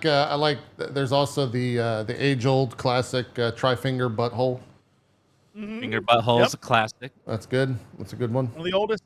Yeah. It's a great. Turtles message. or dogs. It's good stuff. Yep. Beware of dog or rejoice dog. That's always good. Try jumping is good. And then like huge chest ahead. That's maybe the oldest in the book. Fortnite is a big one now. True. Yeah. The messages are very good in the DLC though, because there are a lot of troll ones, but at the same time they're just funny. There's like generally, and it adds to the experience, I think, wholeheartedly. I would say the community is unbeaten in Elden Ring. I didn't really get a chance to experience when I played on release of the base game, because it was, the conversation was on Twitter and social media about like, oh my God, did you see XYZ, blah, blah, blah. But now I didn't realize how good the community was and how like fun they are, because the troll messages are great. The messages that are just outright hilarious are great. And the summoning aspect is so much fun. Super fun. Yeah. Mm-hmm. After I killed a big boss, I would just like go and get summoned and just watch people run in there and die. just like the boss runs forward as I'm walking through the thing and the person dies. It's just like, well, I tried. You're doing so good at taking this boss down by yourself, and you see host has died, going back to your world. Yeah. They get hit by one attack because they weren't paying attention. Yeah. Dan, how are your overall thoughts on it? 10 out of 10. Do you have any like big gripes with it yet?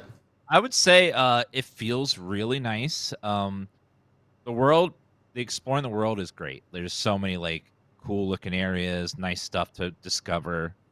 They still reuse quite a few enemies from the base game, which is not to be unexpected, but I was a little disappointed by how many bosses were just like plucked from the base game and they had a new ability. But when you're filling a world that big, it's going to be repeats. Yeah. But overall, I thought a lot of the DLC bosses are a little aggressive. Like they don't give you like even a second to just like summon or buff or anything. Just like they need to give a lot of them like just give you a second to like prepare or breathe. But overall, I think it's good. This is like a great send off to Elden Ring. Yeah. When I'm finally beat it and I'm bloodied and bruised up, I'll be like, that was great, and I'll just wait for the next game. Yeah, Which might be announced tomorrow if the leak comes out. That is true. We might have news tomorrow. We'll see. It is. You hit on a great point. The bosses are very aggressive this time around. Like, yeah. I cannot think of a boss that doesn't just outright like sprint at you in the DLC. Not many. I mean, some even do it on fucking horseback. It just like, oh God, that guy just like haul ass straight towards you, and you're just okay. I guess I'm gonna get that's hit. a response though to adding weapons that, like the dual blades, where it's just attack. Do you think it's by adding weapons like that, where it seems like you can just keep going and swinging, that they're like, we have to make things more aggressive, so you have to back off? I don't know, Dan. What do you think? I think they definitely tried to make this like they wanted to challenge those people that feel the base game is easy. They want to like give those players like more of a challenge. But I don't. I feel like that maybe not the way to do it, because like us casual people want to summon our mimic tiers or buff a little bit without having like the boss on our butt like the second we go through the gate. Yeah. But they did add some really strong weapons that are just crazy OP, which I can understand if they balanced around those. That would make sense. I think that's what JP was using. The backhand blades? Yeah. Yeah, they're The definitely swing's not stronger. they looked broke as hell. I was like, yo, those are awesome looking. And to me, I was like, okay, that's why you would make stuff harder. Is because once you're just wildly swinging and you don't like, oh man, my big sword's holding me down. I feel like you have to have, okay, the enemies need to be equally as aggressive as you are now. Yeah. Mhm. I mean, I feel like the weapon variety and the build variety that can exist is really the game's like strongest point. Because you're totally right, Jesse. Like those weapons I was using were great until they aren't.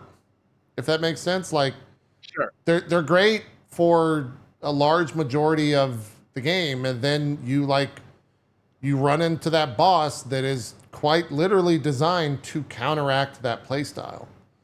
And I would say the DLC has a lot of those.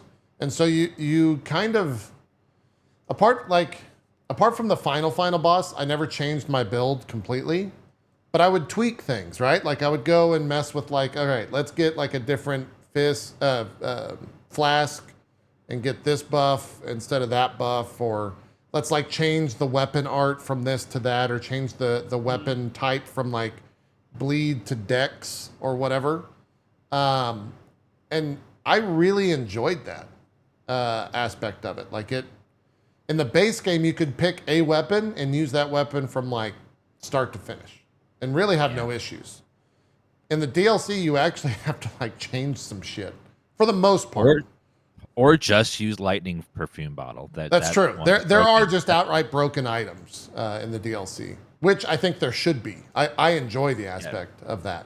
Like the lightning bottle killing the final boss in 11 seconds, right? Like 2 hits and the final boss dies. I like that stuff exists. I don't think that that's a bad thing for it too.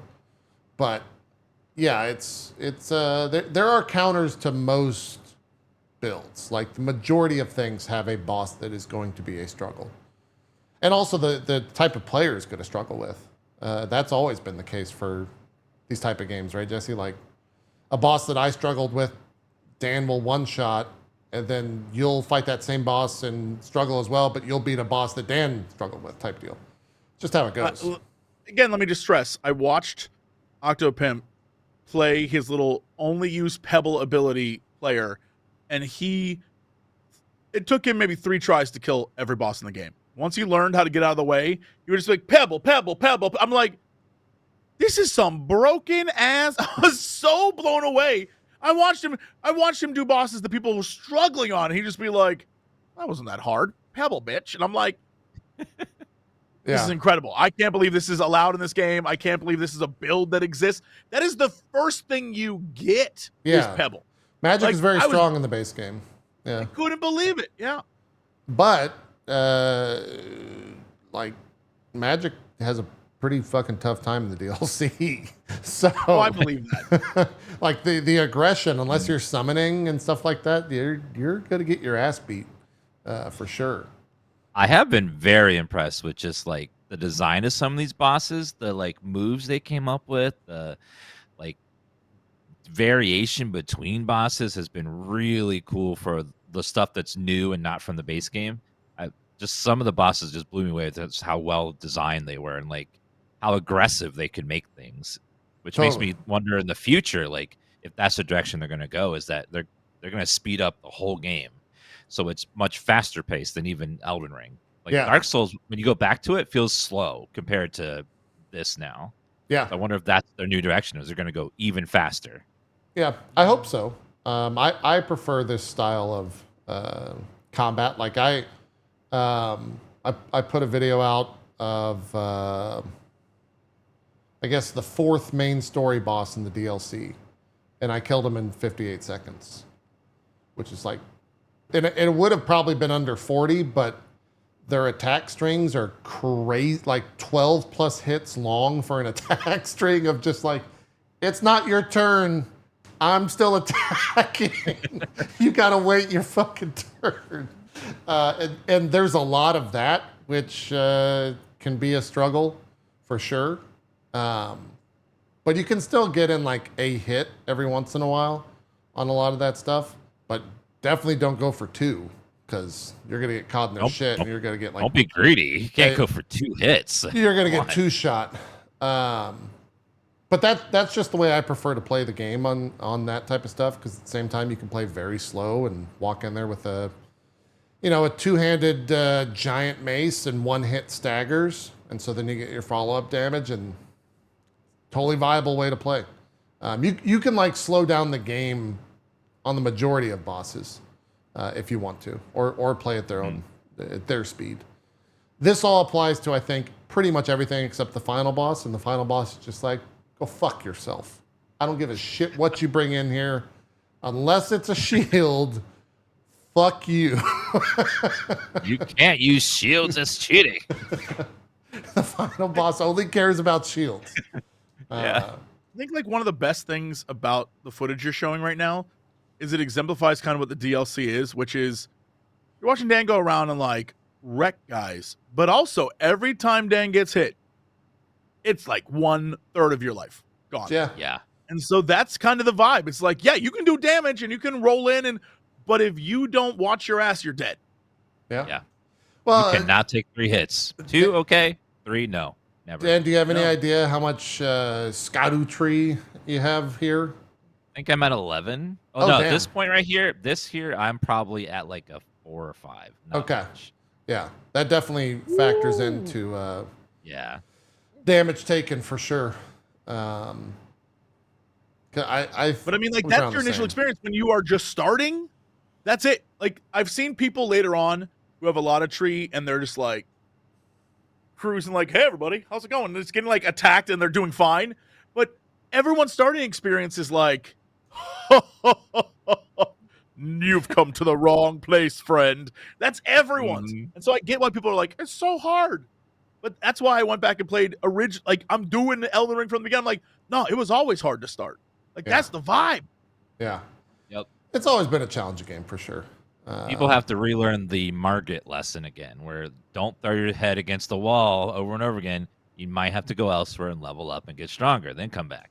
Yeah. Yep. Big lesson in the DLC. I did see some. I think it was like a YouTube compilation of different creators that beat the DLC and then started New Game Plus and went up against like Margit or however you say whatever his name is, and they Margit. walked up and just like one-shot the boss with their DLC plus 25 or plus 10 weapon,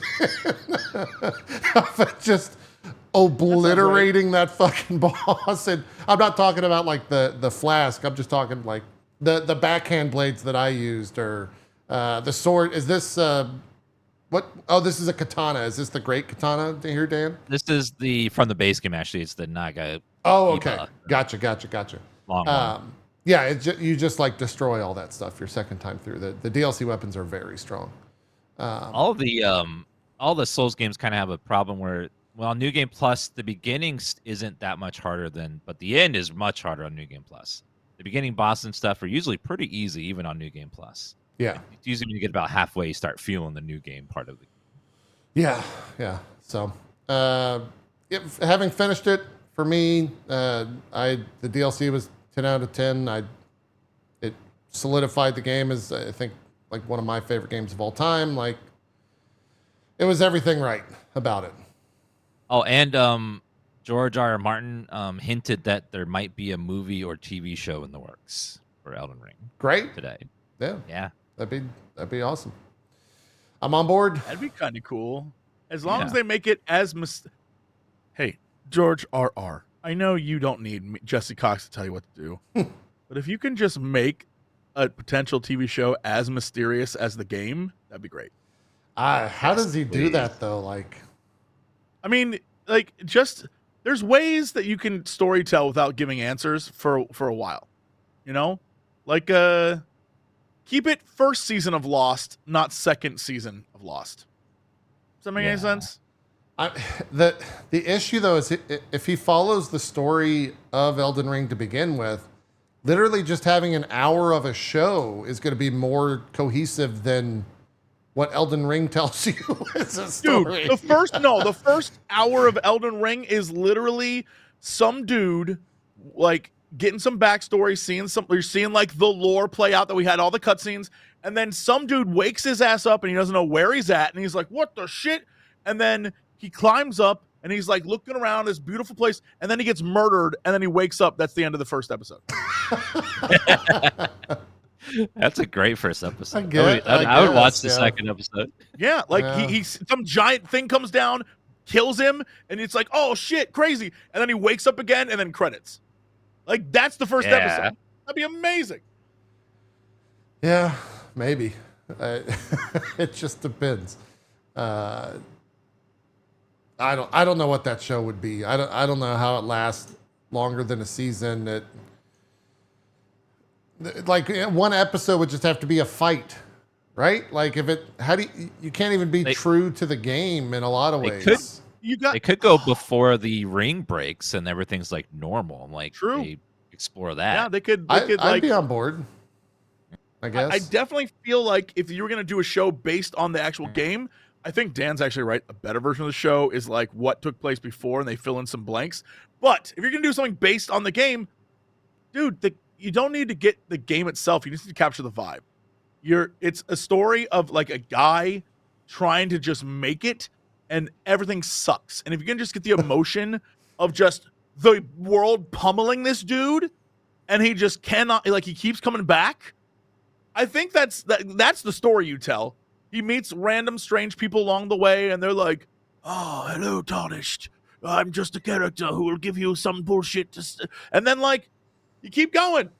And you can make that show last forever because it's about a feeling rather than what the actual things are happening.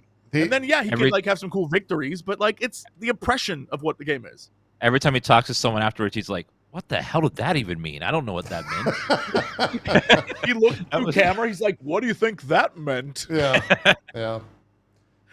I would also say I would hope if they do something show related that HBO takes it, because the story within the DLC is like, and in the base game as well, it's like pretty fucked. Like it's not like a cheery.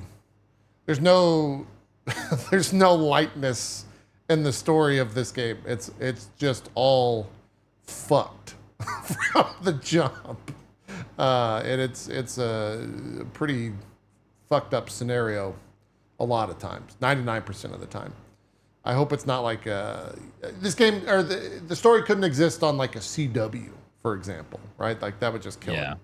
I don't think they would ever go that route. But you want like HBO presents George R.R. Martin's House of the Ring, something like that? Yeah, one of those like those vibes. Well, where it's like it's during in a lot of ways time it's of peace and prosperity. Yeah, and everything's great, and then they collapse in the beginning, and it's like pre-game. Yeah, potentially, but at that point they're just making Game of Thrones, right? Like I mean, that's kind of the vibe. Let's not pretend. Yeah, it's a bunch of demigods being pieces of shit. Like that, I'm pretty sure is the vibe. Yeah, yeah. It could be cool though. You know, if they do it, it could be cool. They would have to, I think, put George R.R. Martin on it though. He would have to be involved. Yeah, this enemy is one of the worst in the DLCs. Really hard to deal with. You think? If you don't have a blunt weapon, but for me, from what I've experienced so far, this is one of the worst. Okay. For my dex weapon. Yeah, you got to stagger them, for sure. They're not fun to deal with. On his butt. Yeah. They're not fun to deal with, for sure. I always rolled around with the ability to the flask ability that like hurts their stance, and so I'd pop that and then just do charge attacks, and it would deal with this. But I was just lucky to have that type scenario, so I never really had the big issue with these. This version of the mob with the fucking fire thing, definitely the hardest though. Definitely not fun, because they just put shit all over the ground. So cool. Dan, how long do you think you said you were on the 4th boss? Okay, so you probably got 2 or 3 more streams, maybe.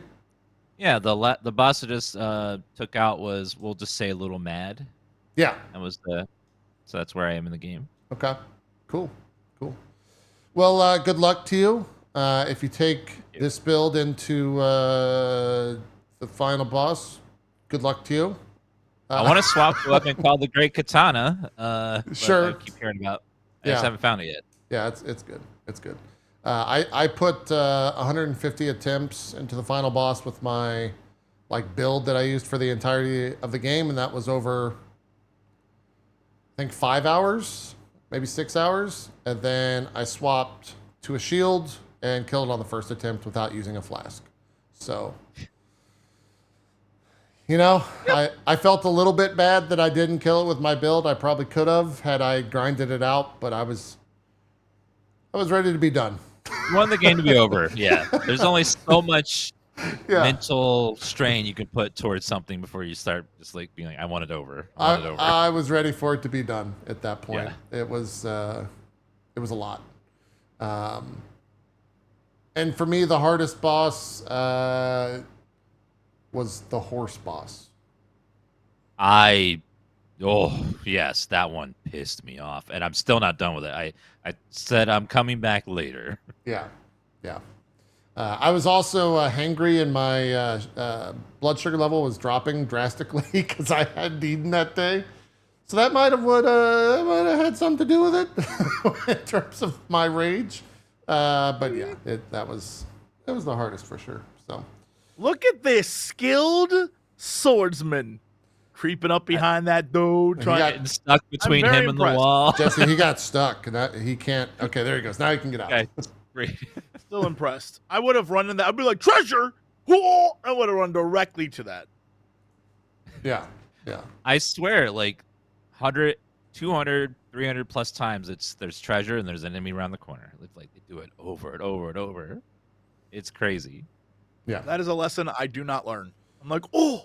And I run to it, and I'm like, oh, man. I did want to check in on Miyazaki because there must be something wrong because I've only seen one poison swamp so far, which is not something that he normally does. Did you see the report that Miyazaki, I think this was 2 or 3 days ago, he was out there like, yeah, I use summons. I'm pretty bad at my game. I use summons all the time on bosses, stuff like that. I thought that was a pretty cool report. That the creator of the game was out there like, yeah, I summon.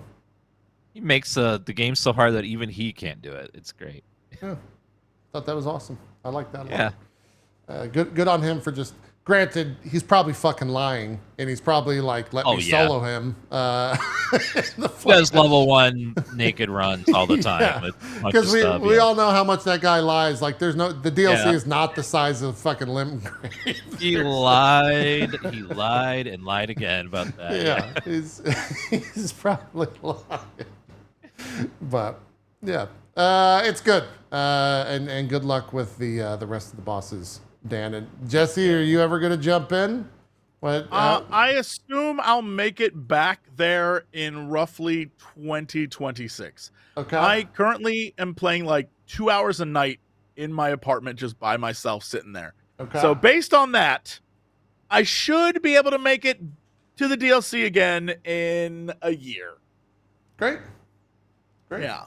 Yeah. I'll check in and let you know. Hey, if you ever if they fix the seamless co-op thing, I would do it in a heartbeat. I had never done any of the co-op stuff, and I co-opted the final boss, trying to help 30 people, and I think I was successful twice. But it was some of the most fun I've had in that game.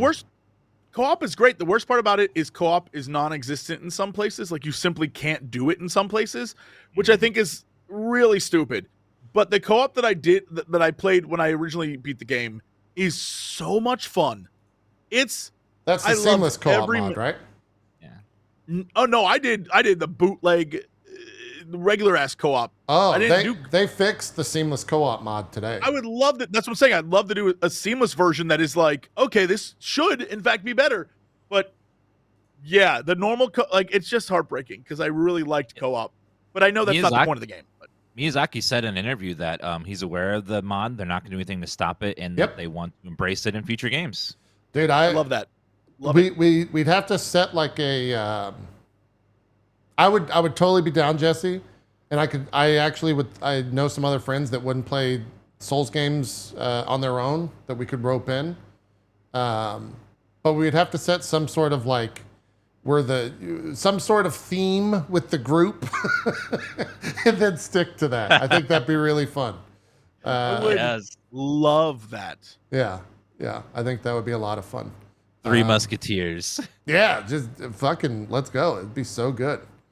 We could all make faith characters and pretend to be missionary Mormons going out to Hell yeah, dude. tell the people of the lands between the good word. Fucking hell yeah. Have you heard the good word? That'd be great. Would you like to talk about Mikla today? Yeah. It'd be fucking great, man. It'd be so fun. I would totally be down. You just give me a date for that, Jesse, and I'll bring some friends. Cool. Hell yeah. And to go to what Dan was saying, I hope that the future of the Souls series, or a possible future of the Souls series for a game or whatever they want to do, I hope it's some sort of co-op inspired scenario. I think that'd be so fun. much fun if it was built into the main game. Yeah. They design bosses around their multiple people and stuff. That would yeah. be so fun. Yeah. The way that they handle bosses, they would have to design a lot of the bosses, I think, with that in mind, right? Because the second that you throw in an extra person, the difficulty skill goes down a lot. Yeah. But it'd be fun if they had unique mechanics that pop up when you're co-op, so that way yeah, you could have the same boss have multiple ways to fight it if there's more than one person. it'd be great. Yeah. At that point, we're just doing small raids, right? It just becomes Destiny. Yeah, sure. But fucking, I'm on board. If it's a Souls-like inspired co-op Destiny type scenario, hell yeah, that'd be great to just walk around an Elden Ring world with two other buds constantly, just having fun. Oh, Be fun. I gotta say, the chat chained together Souls-like would be hilarious. Oh, no. I Yeah. love that idea. Yeah. I love that idea. That would One be That person would good. be rolls and yanks comedy the other gold. two on the ground. That would be great. Yes, That'd that'd be be good. amazing. Be good. I could, One person goes down, you have to drag them through the fight. Yes, would be- their body. I forgot that we played that I played Chain together. Hey, that game's a fucking mess. I believe it. Myself, Gassy Mexican, Nanners, and Bruce all played this, and man, what a fucking mess. But at the same time, what a great evolution of the going up, the I don't know what you call these, the upwards momentum games. What Up likes. up You know, likes? Yeah, up likes. yeah. I had a blast with this, Jesse. I think you would enjoy this as well. Yeah. Oh, I know I would enjoy it. I just literally haven't had a free moment to do it, but I've watched people play and it's hilarious. Oh, I love the concept. Yeah. Yeah. We played for about 3.5 hours, and there was definitely some animosity, I would say, for the majority of the session. Oh, I can see it right there, JP. You're doing a great job. You're really helping. Well, I was in. The group decided that there's something called the JP flow, and the JP flow is to just never stop moving forward. And they didn't like that, so we had to. Any time when the JP flow was in session and was happening, they would have to call it out to know to not stop. Or they would have to demand that I stop so that we could time something. And Bruce was the major proponent to that. He needed as much time as possible to prepare himself for different jumps. So it's good. If you have some friends, this game's $5. We don't need to spend much time on it. It's a up-like, as Jesse said. And it's worth all $5. I just want to stress fantastic. for the record, even though he's facing camera right now, when Bruce is a side profile, he looks a lot like Peter Stormare, or however you say that guy's name, the dude who's the villain. Tell me I'm wrong, chat. That side profile, he looks like he's about to go threaten us with a cool Russian accent. Oh, Peter. Oh. I'm telling that The side guy profile from John Wick? 100%. Yes. The guy who looks, the guy who played Okay, Satan. yeah, I could see it. That side I see profile is it, freaking me yeah. out. I see it. If he got a little bit more of a scraggly beard, yeah, I could see it. The Baba Yaga. Yeah, that was the Baba Yaga guy. Yeah. Yeah. It's pretty good. And Chained Together is pretty good. You should play it if you got 3 friends. Even if you just want to run through it solo, I would say it's actually easier solo because. I mean, yeah. Yeah. I mean, yeah. Yeah. This is awesome. Because you have to go on both sides and time it so you don't fall off. Whoa, Yeah. that's cool. That's cool. They do a lot of really cool stuff. There's one where it's like the first person jumps onto a thing, a piece of wood, and then that spawns the piece of wood in front of them, and so the next person jumps on that, and then the person behind him has to jump on the third one, and then the fourth person jumps on the first one, and then the last 2 people jump forward, and that first one disappears, but the fourth one spawns, and you just have to keep like constantly leapfrogging forward across a massive chasm where you fall down all the way back to the beginning of the game. It's like they do some really cool stuff with like co-op up-like in mind. They also do some really fucked up thing where it's like, all right, there's some lasers in front of you guys, and the 4 of you all have to jump over this laser at the same time, or a thing is going to push you off to the side and you're all going to fall down. And that causes some problems. That's all I'm going to say. Because if one person messes up, it goes real bad. It goes real bad. But this is a good one. Definitely check it out. It's $5. Like I said, the price is totally right for what you're getting from this.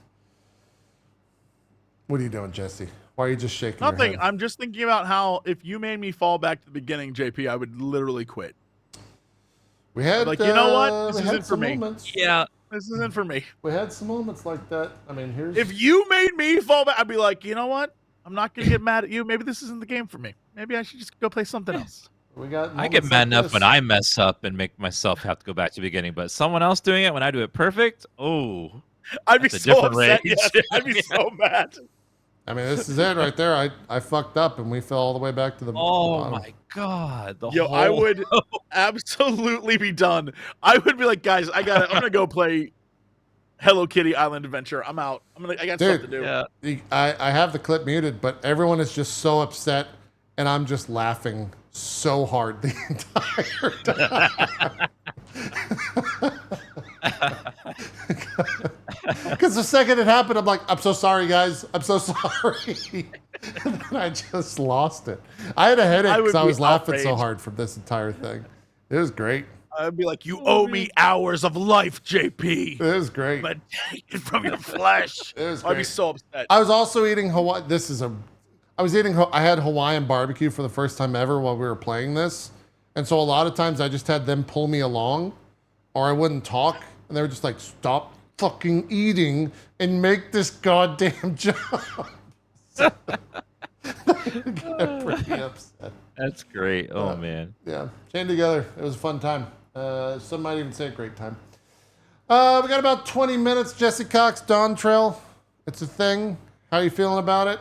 We're not going to show any story spoilers. All the content is from Jesse just doing leveling. For me? Yeah. Cool. Oh, yeah. I mean, this is literally stuff that's 10 years old that I'm doing right now. Yeah. I'm doing absolutely nothing of value. I am literally just leveling jobs. So day one, when it first released, there was 2 new jobs. There's Pictomancer and Viper. They're both DPS jobs. They are both super fun to play, very easy, kind of like baby's first jobs in a way. Here's the thing. I realized that everyone right now is DPS, and the real money is in being a tank and healer and running old content with people because I'm getting all the commendations. I'm getting so much experience. I'm leveling other jobs right now. I'm not, it's a fool's game to wait around as a DPS for like a thing to open. I'm like, oh, no. So I'm leveling tanks. I'm leveling healers. I'm having a great time. I'm doing a whole thing. It's fantastic. The best part right now, I think, is the graphical updates. Yeah. They changed the light. God, as I talked about this, I just got booted from the game. Son of a... Anyway. Hey, what's the queue for Genova at right now, Jesse? I'll tell you in a minute, JP. I'll tell you in a minute. I literally just saw the screen go black behind the window. It's like, son of a... The queue right now for Genova is... Please log in again in a minute. Great. See? Every 19 minutes. I hate you. I didn't think. Oh, so that's what that timer is. Okay, I was wondering. For the launch, they have it so if you're AFK for 30 minutes, they boot you. And I just forgot to move my character. Anyway, so they did lighting changes. They changed the lighting of the game, and it looks fantastic now. The way they have some of the lighting is really good. Obviously, this is a weird scene to have because it's sort of like an old setup, but everything they have in the game, it looks like even the ground texturing looks better now. Everything looks overall better, and I'm very impressed with the way that they've set up the new lighting system, and it makes all the backgrounds look crisper. The ground textures look more like things instead of just a mat they placed with effects on it and stuff. Even in this shot, the ground just looks better. It's not as drastic an update, I think, as people were expecting, but it's clearly much better than what it was before. Like, the stones look like stones that were placed next to each other, rather than some guy illustrated a stone and they wrapped it around a thing. Yeah. It just feels better. So obviously, I'm still in old content. I've done nothing new. Same. And I don't intend to do anything new for a little bit. So I'm sure that will look even better in the new zones that were designed for this stuff. Most of the places you're seeing now, like this place is 5 years old, 4 years old. So, you know, it's one of those things where I'm sure the new content will look even better. But yeah, right now I'm just cruising through. If you're curious, the 2 new jobs Pictomancer is straight up you paint. You use your imagination to paint, and those paintings murder. That's kind of what it is. Yeah, and I made I made the Viper. Viper is, just imagine being kind of like Darth Maul in a very fun way. And you run around, and it has this exact same flow as playing an enhancement shaman in WoW, where you just slash. It's very fun. You're constantly pressing buttons. It's very cute. I absolutely love it. However, the thing I really think we should talk about, JP, I don't know if you can find it. It might be like 3 hours into my stream. Which stream? I went to stream number 1, the one I did on Friday. I went to the market board to see kind of what the vibe was with the overall. By the way, that's my Pictomancer now. Looks amazing. I have little tiny round glasses, and he thinks all art is subjective and AI art is the future. He's great. But I go to the market board, and because I want to check out the new gear. I was like, oh shit, what's the new gear gonna look like? What's the new gear? And then I realize that this game is... I know this game has its, like, little pervy moments, but, ladies and gentlemen, some of the new gear is out of control. Is it? I haven't seen full-on Mad Max level bondage gear. Oh, yeah. Yes. While I'm looking at this, it's... At some point here, I'm like, oh, what's this gear look like? What's this gear look like? And putting it on a little Lalafell is one of the funniest things I've ever seen in my entire life. I can't believe it exists. Obviously, it's for a zone that's Mad Maxy, but most of the gear is just like leather daddy outfits. And I was like, this is incredible. What is happening? And yeah, so like you have something like this because we're doing like kind of a cool, we're out in the forest, in the jungle, living our lives, and we're looking cool. We're putting feathers everywhere. And then they're like, but also put on your leather, because it's about to get crazy. Oh god, that's okay. Oh, no. Is that it? That's like kind of a... No, this is the highest level gear. Oh, okay. Yeah, it's the second one down. I probably at this point, I think it's after this. I don't know when I put it on, but I realize exactly You need to see it. Like, everyone just needs to see how goofy this looks. It might be further back. Okay. Oh my There we go. god. Now we're starting to see some of it. What the fuck? Now we're starting to see some of it. So this is the white mage version, I believe. What? And yeah. That's a there you go. harness and leather pants. Oh my god. Yep. There's I just I love watching myself react to how insane it looks. What are they? They are. It's just leather daddy. Okay, they are very much servicing a singular community. Yep. If you go back further, I look at even more. The thing is, the tank ones literally look like Mad Max. So I know what they're going for. But it's very, like, one of them straight up has, you know, in Fury Road when he's on the front of the car and he has that, like, sort of mask over his jaw? Yeah. That's literally a headpiece. Jesus, that Never is mind. like a GIMP mask Speaking right of there, headpiece. man. Yeah, Good wow. Lord. Speaking of headpiece. Jeez. What the fuck? Yep. So when I found out this is in the game, it became an entire thing, and I was just enjoying it I had not seen that so yet. very much. Huh. Yep. I think it's the level 87 gear or 97 gear, I think. Huh. Okay. That's yeah, a I thing? mean, these are some of the. Oh yeah, see, there's the literally just the mask he wears In Mad Max. Yeah. in Fury Road. Like, it's like, okay. Yep. See, and that's the shoulder pad look. It's there. I know what they're trying to do, but at the same time, I'm like, yeah, no, people are just gonna mix and match and make some dirty ass outfits. But bless, live your life. Limbs is gonna be wild after It's gonna that. be just a bunch of crazy perverts. I love it. I'm here for it. That's I can't believe it exists, and they had the balls to put it in. I love it. I'm Yep. here, all of it. Do you know why the game's at mixed right now on Steam? Yes. What is the reasoning for that? So there's a lot of reasonings. One is, by the way, just in case you're wondering, it's 1,668, and I'm stuck in another queue. This is awesome. That's so cool. That's not bad.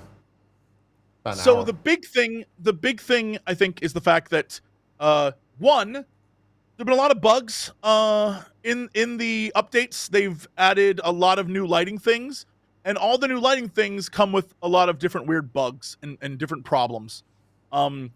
And that, of course, is something that happens every time they do one of these, and then they'll patch it and whatever. That's one. Two, I'm sure as you've done this, in order to get the lighting to work properly and make everything look crisper, you had to do some like bootleg. Instead of it being 100%, it has to be 99. And then you have to turn on this other setting, and then you have to do this other, when it should just work out the box. Sure. Also, NVIDIA-wise, the NVIDIA DSSLRM, yeah, that is not the updated version. It's an older version, so it looks older compared to when you use the AMD settings. People are mad about that.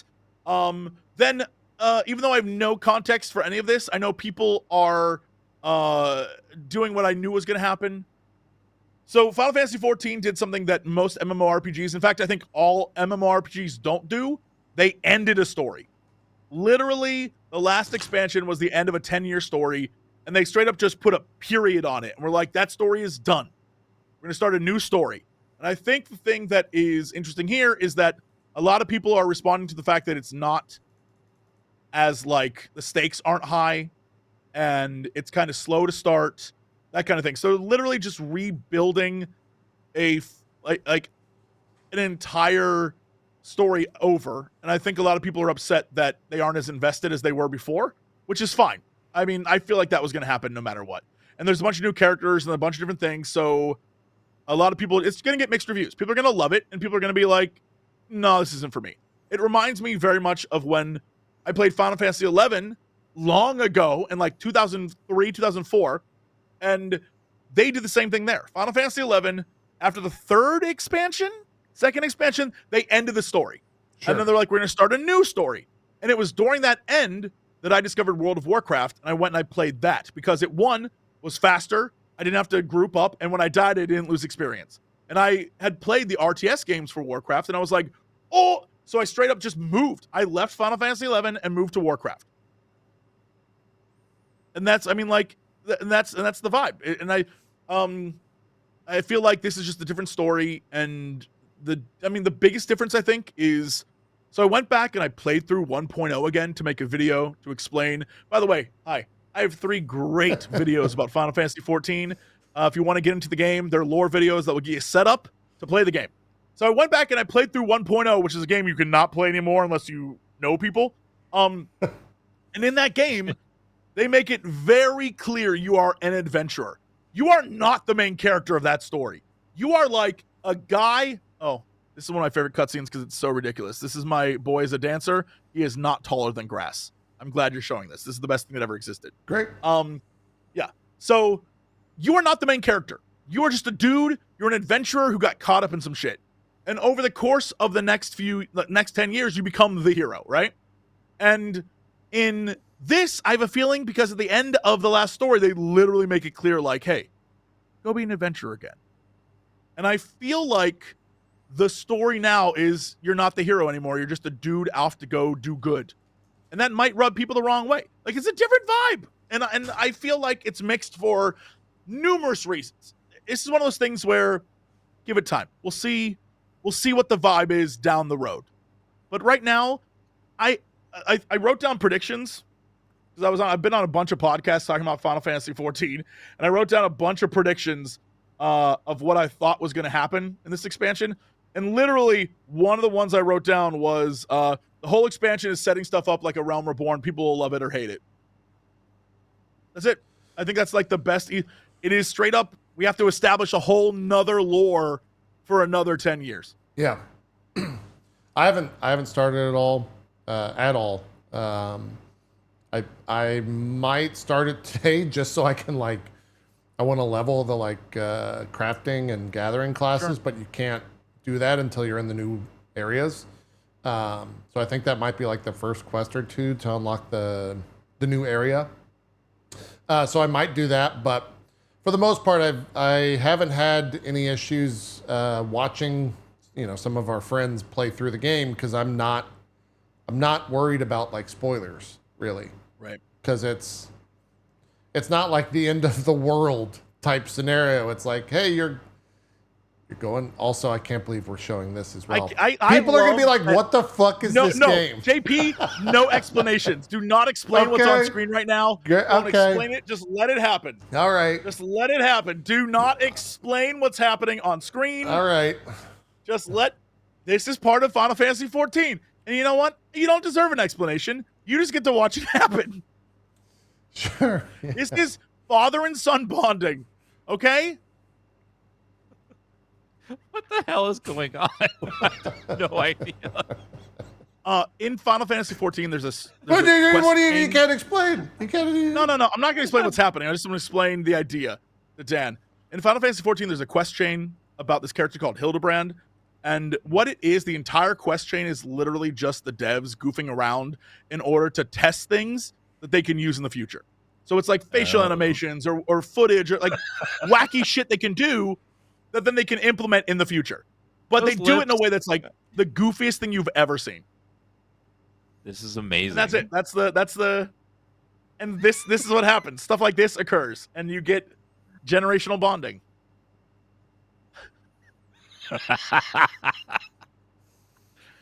It's great. It is one of the silliest, stupidest things in the world, and I cannot stress to you how much I enjoy it. Yeah. And they do it, and if you're saying this seems like an anime, they literally do it anime episodically. Yep. Like after every main storyline, they do one of those anime closing credits things, and all the characters do the anime. It is perfection. It's so goofy. Yeah. Yeah. Dan, does your partner still play? I know at one point they were really big into it, right? He's into WoW. Oh, he's back into WoW now? Yeah, he's a big WoW raider now because they've. But look at the lighting on our boy here. Back into WoW. His old pixel body looks great. Yeah, there's a pixelized. It's a whole thing. My God. This. Just the fact that this happens, I can't. This game is so goofy. I love it. The fact this man goes to his mind palace and that's the kind of shit we need. It's a little wild. Good times. It's a little I wild. love that this is we had all the you had 14 hours of footage, JP, and we somehow landed on this. Yeah, sure. Okay. I blame you mostly, as I always do, but yeah. But you can even see like just the updated lighting and texturing and the shadows and stuff looks great. It looks a lot better for sure. Mm-hmm. I also am shocked that you did a almost 14-hour stream. We're getting old, Jesse. I woke up at 4 a.m. and I can't do this shit anymore. All right. I must stress to you that I don't think you understand. Hi everyone. I was so exhausted. I am such an old 23-year-old. I was so exhausted. I went home. I had a headache. I went to go take Tylenol. I had a bottle of water and the bottle of Tylenol pills. And I opened the bottle of Tylenol, went to go put 2 pills in my hand, and somehow my hand was soaking wet. I literally opened the bottle of water, looked at it, poured it out into my hand. That's how tired I was. I should not have done that. I should not have streamed as long as I did. I woke up 3:30 a.m. because the service went live at 4 a.m. About 10:30 rolled around at 10:30 a.m. And I was thinking in my brain, I didn't say it out loud, but it's just like, what the fuck am I doing? Like, what? I'm so fucking tired right now. I'm not even enjoying what I'm doing at this moment. Guys, I think I'm going to end the stream and go take a nap. I'll be back in a couple hours. I ended the stream. I went back to sleep. I came back online at 1 o'clock. About 4 hours after that, I was just like, what the fuck? Why am I streaming again? I'm so tired. I need to go to bed. And I ended the stream and went to bed. I feel like that's a good sign, though. I didn't do any of the stuff that actually is this game. I just did old things. Yeah. Try and level up a new job to get it to current content. And I was like enjoying the hell out of it. I did old stuff that I'd never done before. Yeah. I was running around doing fates like you're seeing right here, which I never do. And I was just learning a new job and I was painting and like, it was fun. I was having a good time. And it was something I haven't done in a while. Like I have not had a stream that long in years. So I was very thrilled. I will not do it again. I learned my lesson, but I'm happy that I did it. Yep, I have not done any of the new story content. I've been playing at least 6 or 7 hours a day, if not many more than that. But still not the greatest game, like business-wise, to stream for me. So I'm reluctant to jump on and stream it for long lengths of time. JP, you got to make it your whole personality. You got to buy a shield. You got to like put chocobos in the background. You got to you got to really buy in. I don't know what I'm fully in. It's just closeted right now. You know, you got to make a bunch of lore videos on it. Post videos of you crying about the ending. Yeah, you got to really buy in. There you go. There you go. Dan, I know you've always flirted with the idea of playing, but never fully committed. Is it still the same flirtatious approach? I want to get into it, but it's always with the MMO and it's that old. You just feel like it's too late to jump in. And this one story is so important that I'd have to go through the entire base story to really appreciate the whole story. Yeah. It's just a daunting task. When there's a time for it, I want to play it. It's just I just got to have room in the schedule for it. It's big undertaking. Yeah. I would say that that's the best way to look at it is a long-term project that you slowly do, because I've asked the dev team a million times, is there a way, I know so many people that I want to play with and people who want to play, and the same thing happens every time. They start playing and they try to catch up as quickly as possible and immediately burn out and then never play it again. And I was like, is there a way to quick catch up? Is there and they're like, nah. Think of it like an RPG game. Not an MMORPG. Play the story you're playing and play it at your own pace. And that's the answer they give every time. And I feel like that's the big takeaway is literally just 2 hours a night, this bad boy. Play it a little bit at a time. And that's the best way to do it. Otherwise, you're going to burn out and you're going to give up. Yeah. It's just, you know. Well, everyone always, we need to wrap up here, but everyone always asks, like, hey, should I jump in and play Final Fantasy?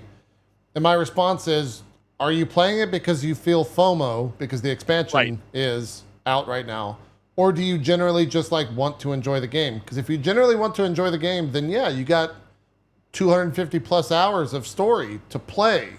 Not get through, but to play. Like, you have to be interested in the story, or it's probably not the game for you.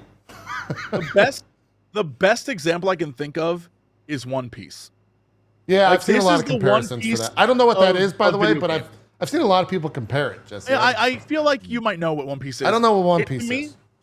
It's what's crazy is the free trial. You can play the game for free till level 70, which is already like at least 150 hours of gameplay. And that's what's fascinating about this game is it's one of those games where it's like beginning is like, okay, this is kind of cute, this is fun. And then with each expansion, they keep getting you more and more and more invested in what's going on. And it's like One Piece, where every person I talk to loves One Piece, but they're like, bro, you got to watch like 1,000 hours though before it gets good. And I'm like, I don't know that I have the time for that. And I feel like that's the case here. Telling people it's a great game, but knowing that the buy-in is so huge, you're just like, I don't know what to tell you. I love it, but like, I don't know if I can convince you to play it. Yeah. I've seen a lot. I think go ahead. One thing about the game that's always makes it a little harder to stream when you're doing the story is that there's no voice acting in a lot of it. So, and if they were to spend like some budget sometime and like fully voice act the whole thing, all the main quests at least, it would make it a lot more streamable for a lot of people. But that is the newer stuff from, I'd say, Shadowbringers on is almost all voice acted for a lot of the main story stuff. Like 85% of it, 80% of it. Yeah. Yeah. The older stuff though, not really. Which again is tough because it's that buy-in. You have to get through the stuff that, like, A Realm Reborn is clearly a game that they pieced together from another game, and they're really trying to like, we got to make it through this. And it isn't until the first expansion that they have some direction. Again, the buy-in is tough. The buy-in is tough. Yeah. Heretical comment. So if Square is somehow listening, just mute for a second. Are there any friends, Jesse Cox, that will voice act for you from the third house? Perhaps a third party system down the Sure, I'm sure there are, but I have way too much fun making all the voices myself, so I don't give a shit. Okay. All my characters have their own voices. Tataru's like, oh my god, let's go get a drink, right? That's Tataru, right? All the characters have their own voices. I do my whole thing. Yeah, because I know, like, for example, in Worlds of Warcraft, there's a mod that will voice act every quest dialogue. Like, literally every quest dialogue will be voice acted. Yeah, but isn't it an AI thing? It's not great. I have heard that it is AI. Yeah. So I guess that's where you draw the line kind of vibe. Yeah. I can understand why for many people, if reading is difficult or if you are like, you have bad eyesight, there's a million reasons why I can understand it, but I feel like it isn't a thing we should be like, we should get that in every game though. You know, like, it has a purpose. Yeah. Sure. Yeah. But I'm like, well, isn't that what, didn't they use that for Disco Elysium? And then like it got so popular and the game did so well that it was a big component to them actually doing full voice acting for the game. Mm-hmm. Yeah. Yes. Okay. I think it is in a game where you are extremely text-based and you want to open it up to, because I've learned something about video games, and I don't know why it took so long to learn this. Most people don't like reading. Yeah. And the more text you have, the more they just skip through it. And I guess having VO does great with sales. Disco Elysium is a great example. They had a game. It was a very good game. But it wasn't until after they threw a ton of voices in it that suddenly it blew up. Yeah. Because it was just more accessible. Yeah.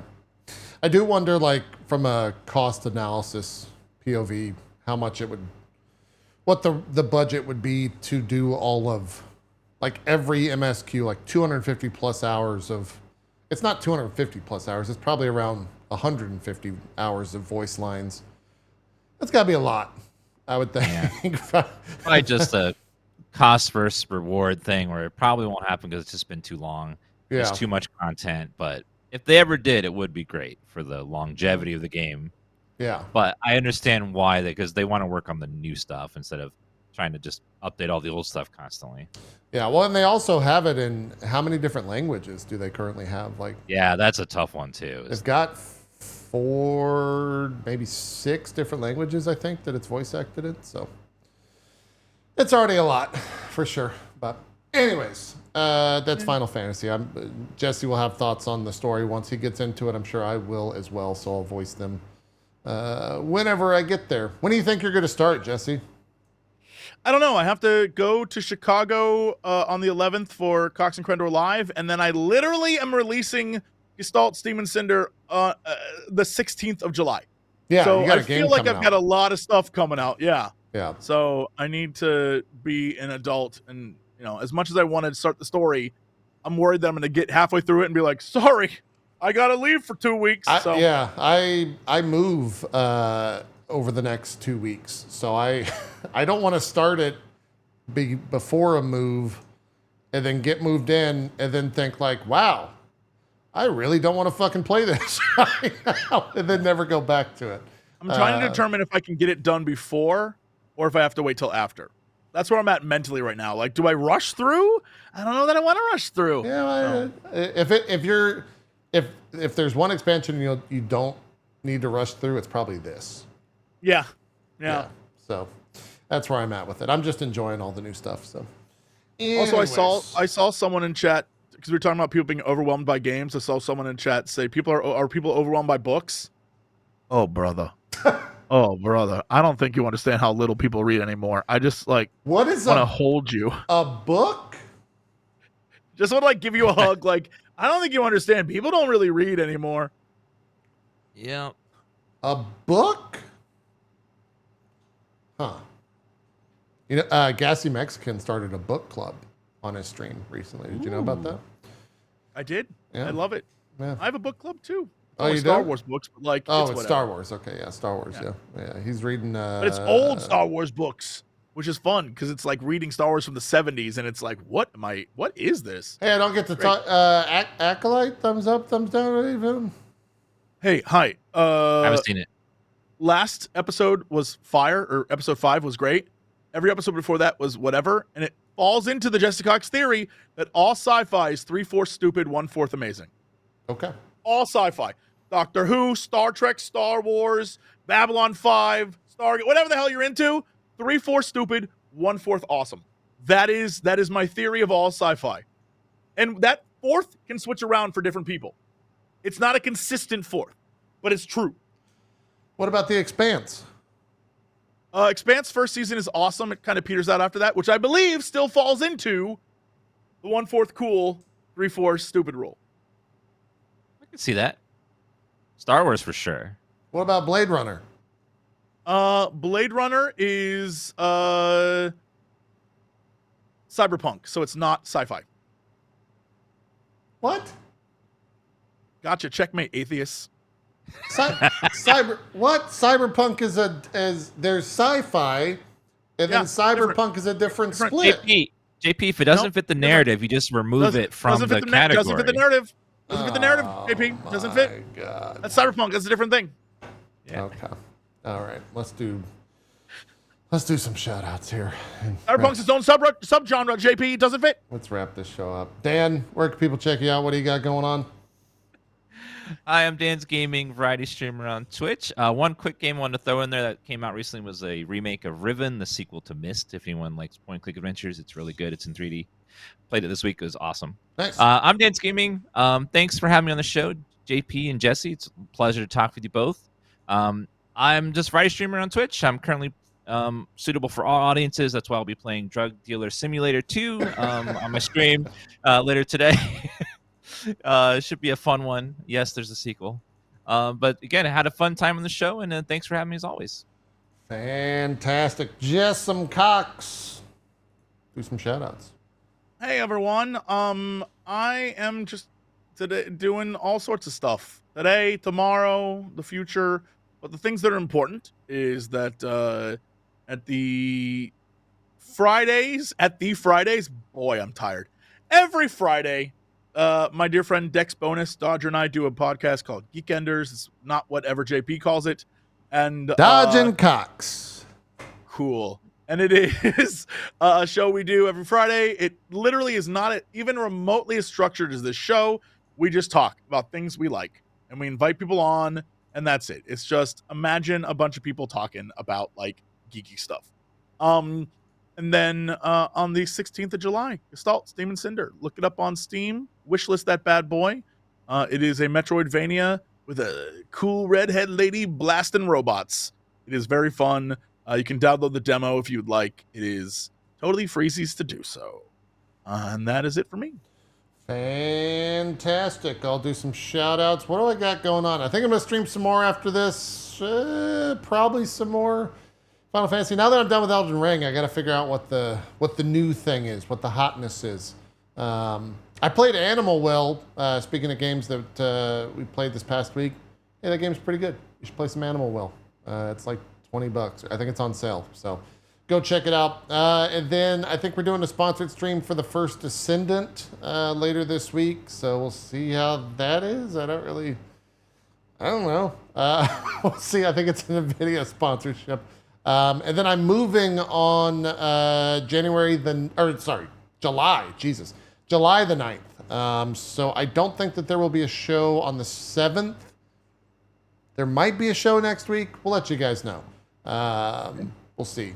We'll see what happens. And then on the 18th, the big thing I'm looking forward to is the Alveus Sanctuary visit. I'll be going out there and hanging out with Maya and seeing a bunch of animals and insects and craziness, which will be fun-ish? ? We'll see how that all goes over at the Alveus Sanctuary. So that is that. Thank you both for joining us. Get better. Zeke, stop talking to yourself. That's not me, by the way, being rude. He admitted to me that he talked to himself too much. So, Zeke, stop it. Stop talking to yourself. I know you're in the chat right now. There you are. I see you. Stop it. Heal your voice, and we will see you guys next week, potentially. Thank you both. I'm out of here. We're out of here. Have a good one. Bye-bye.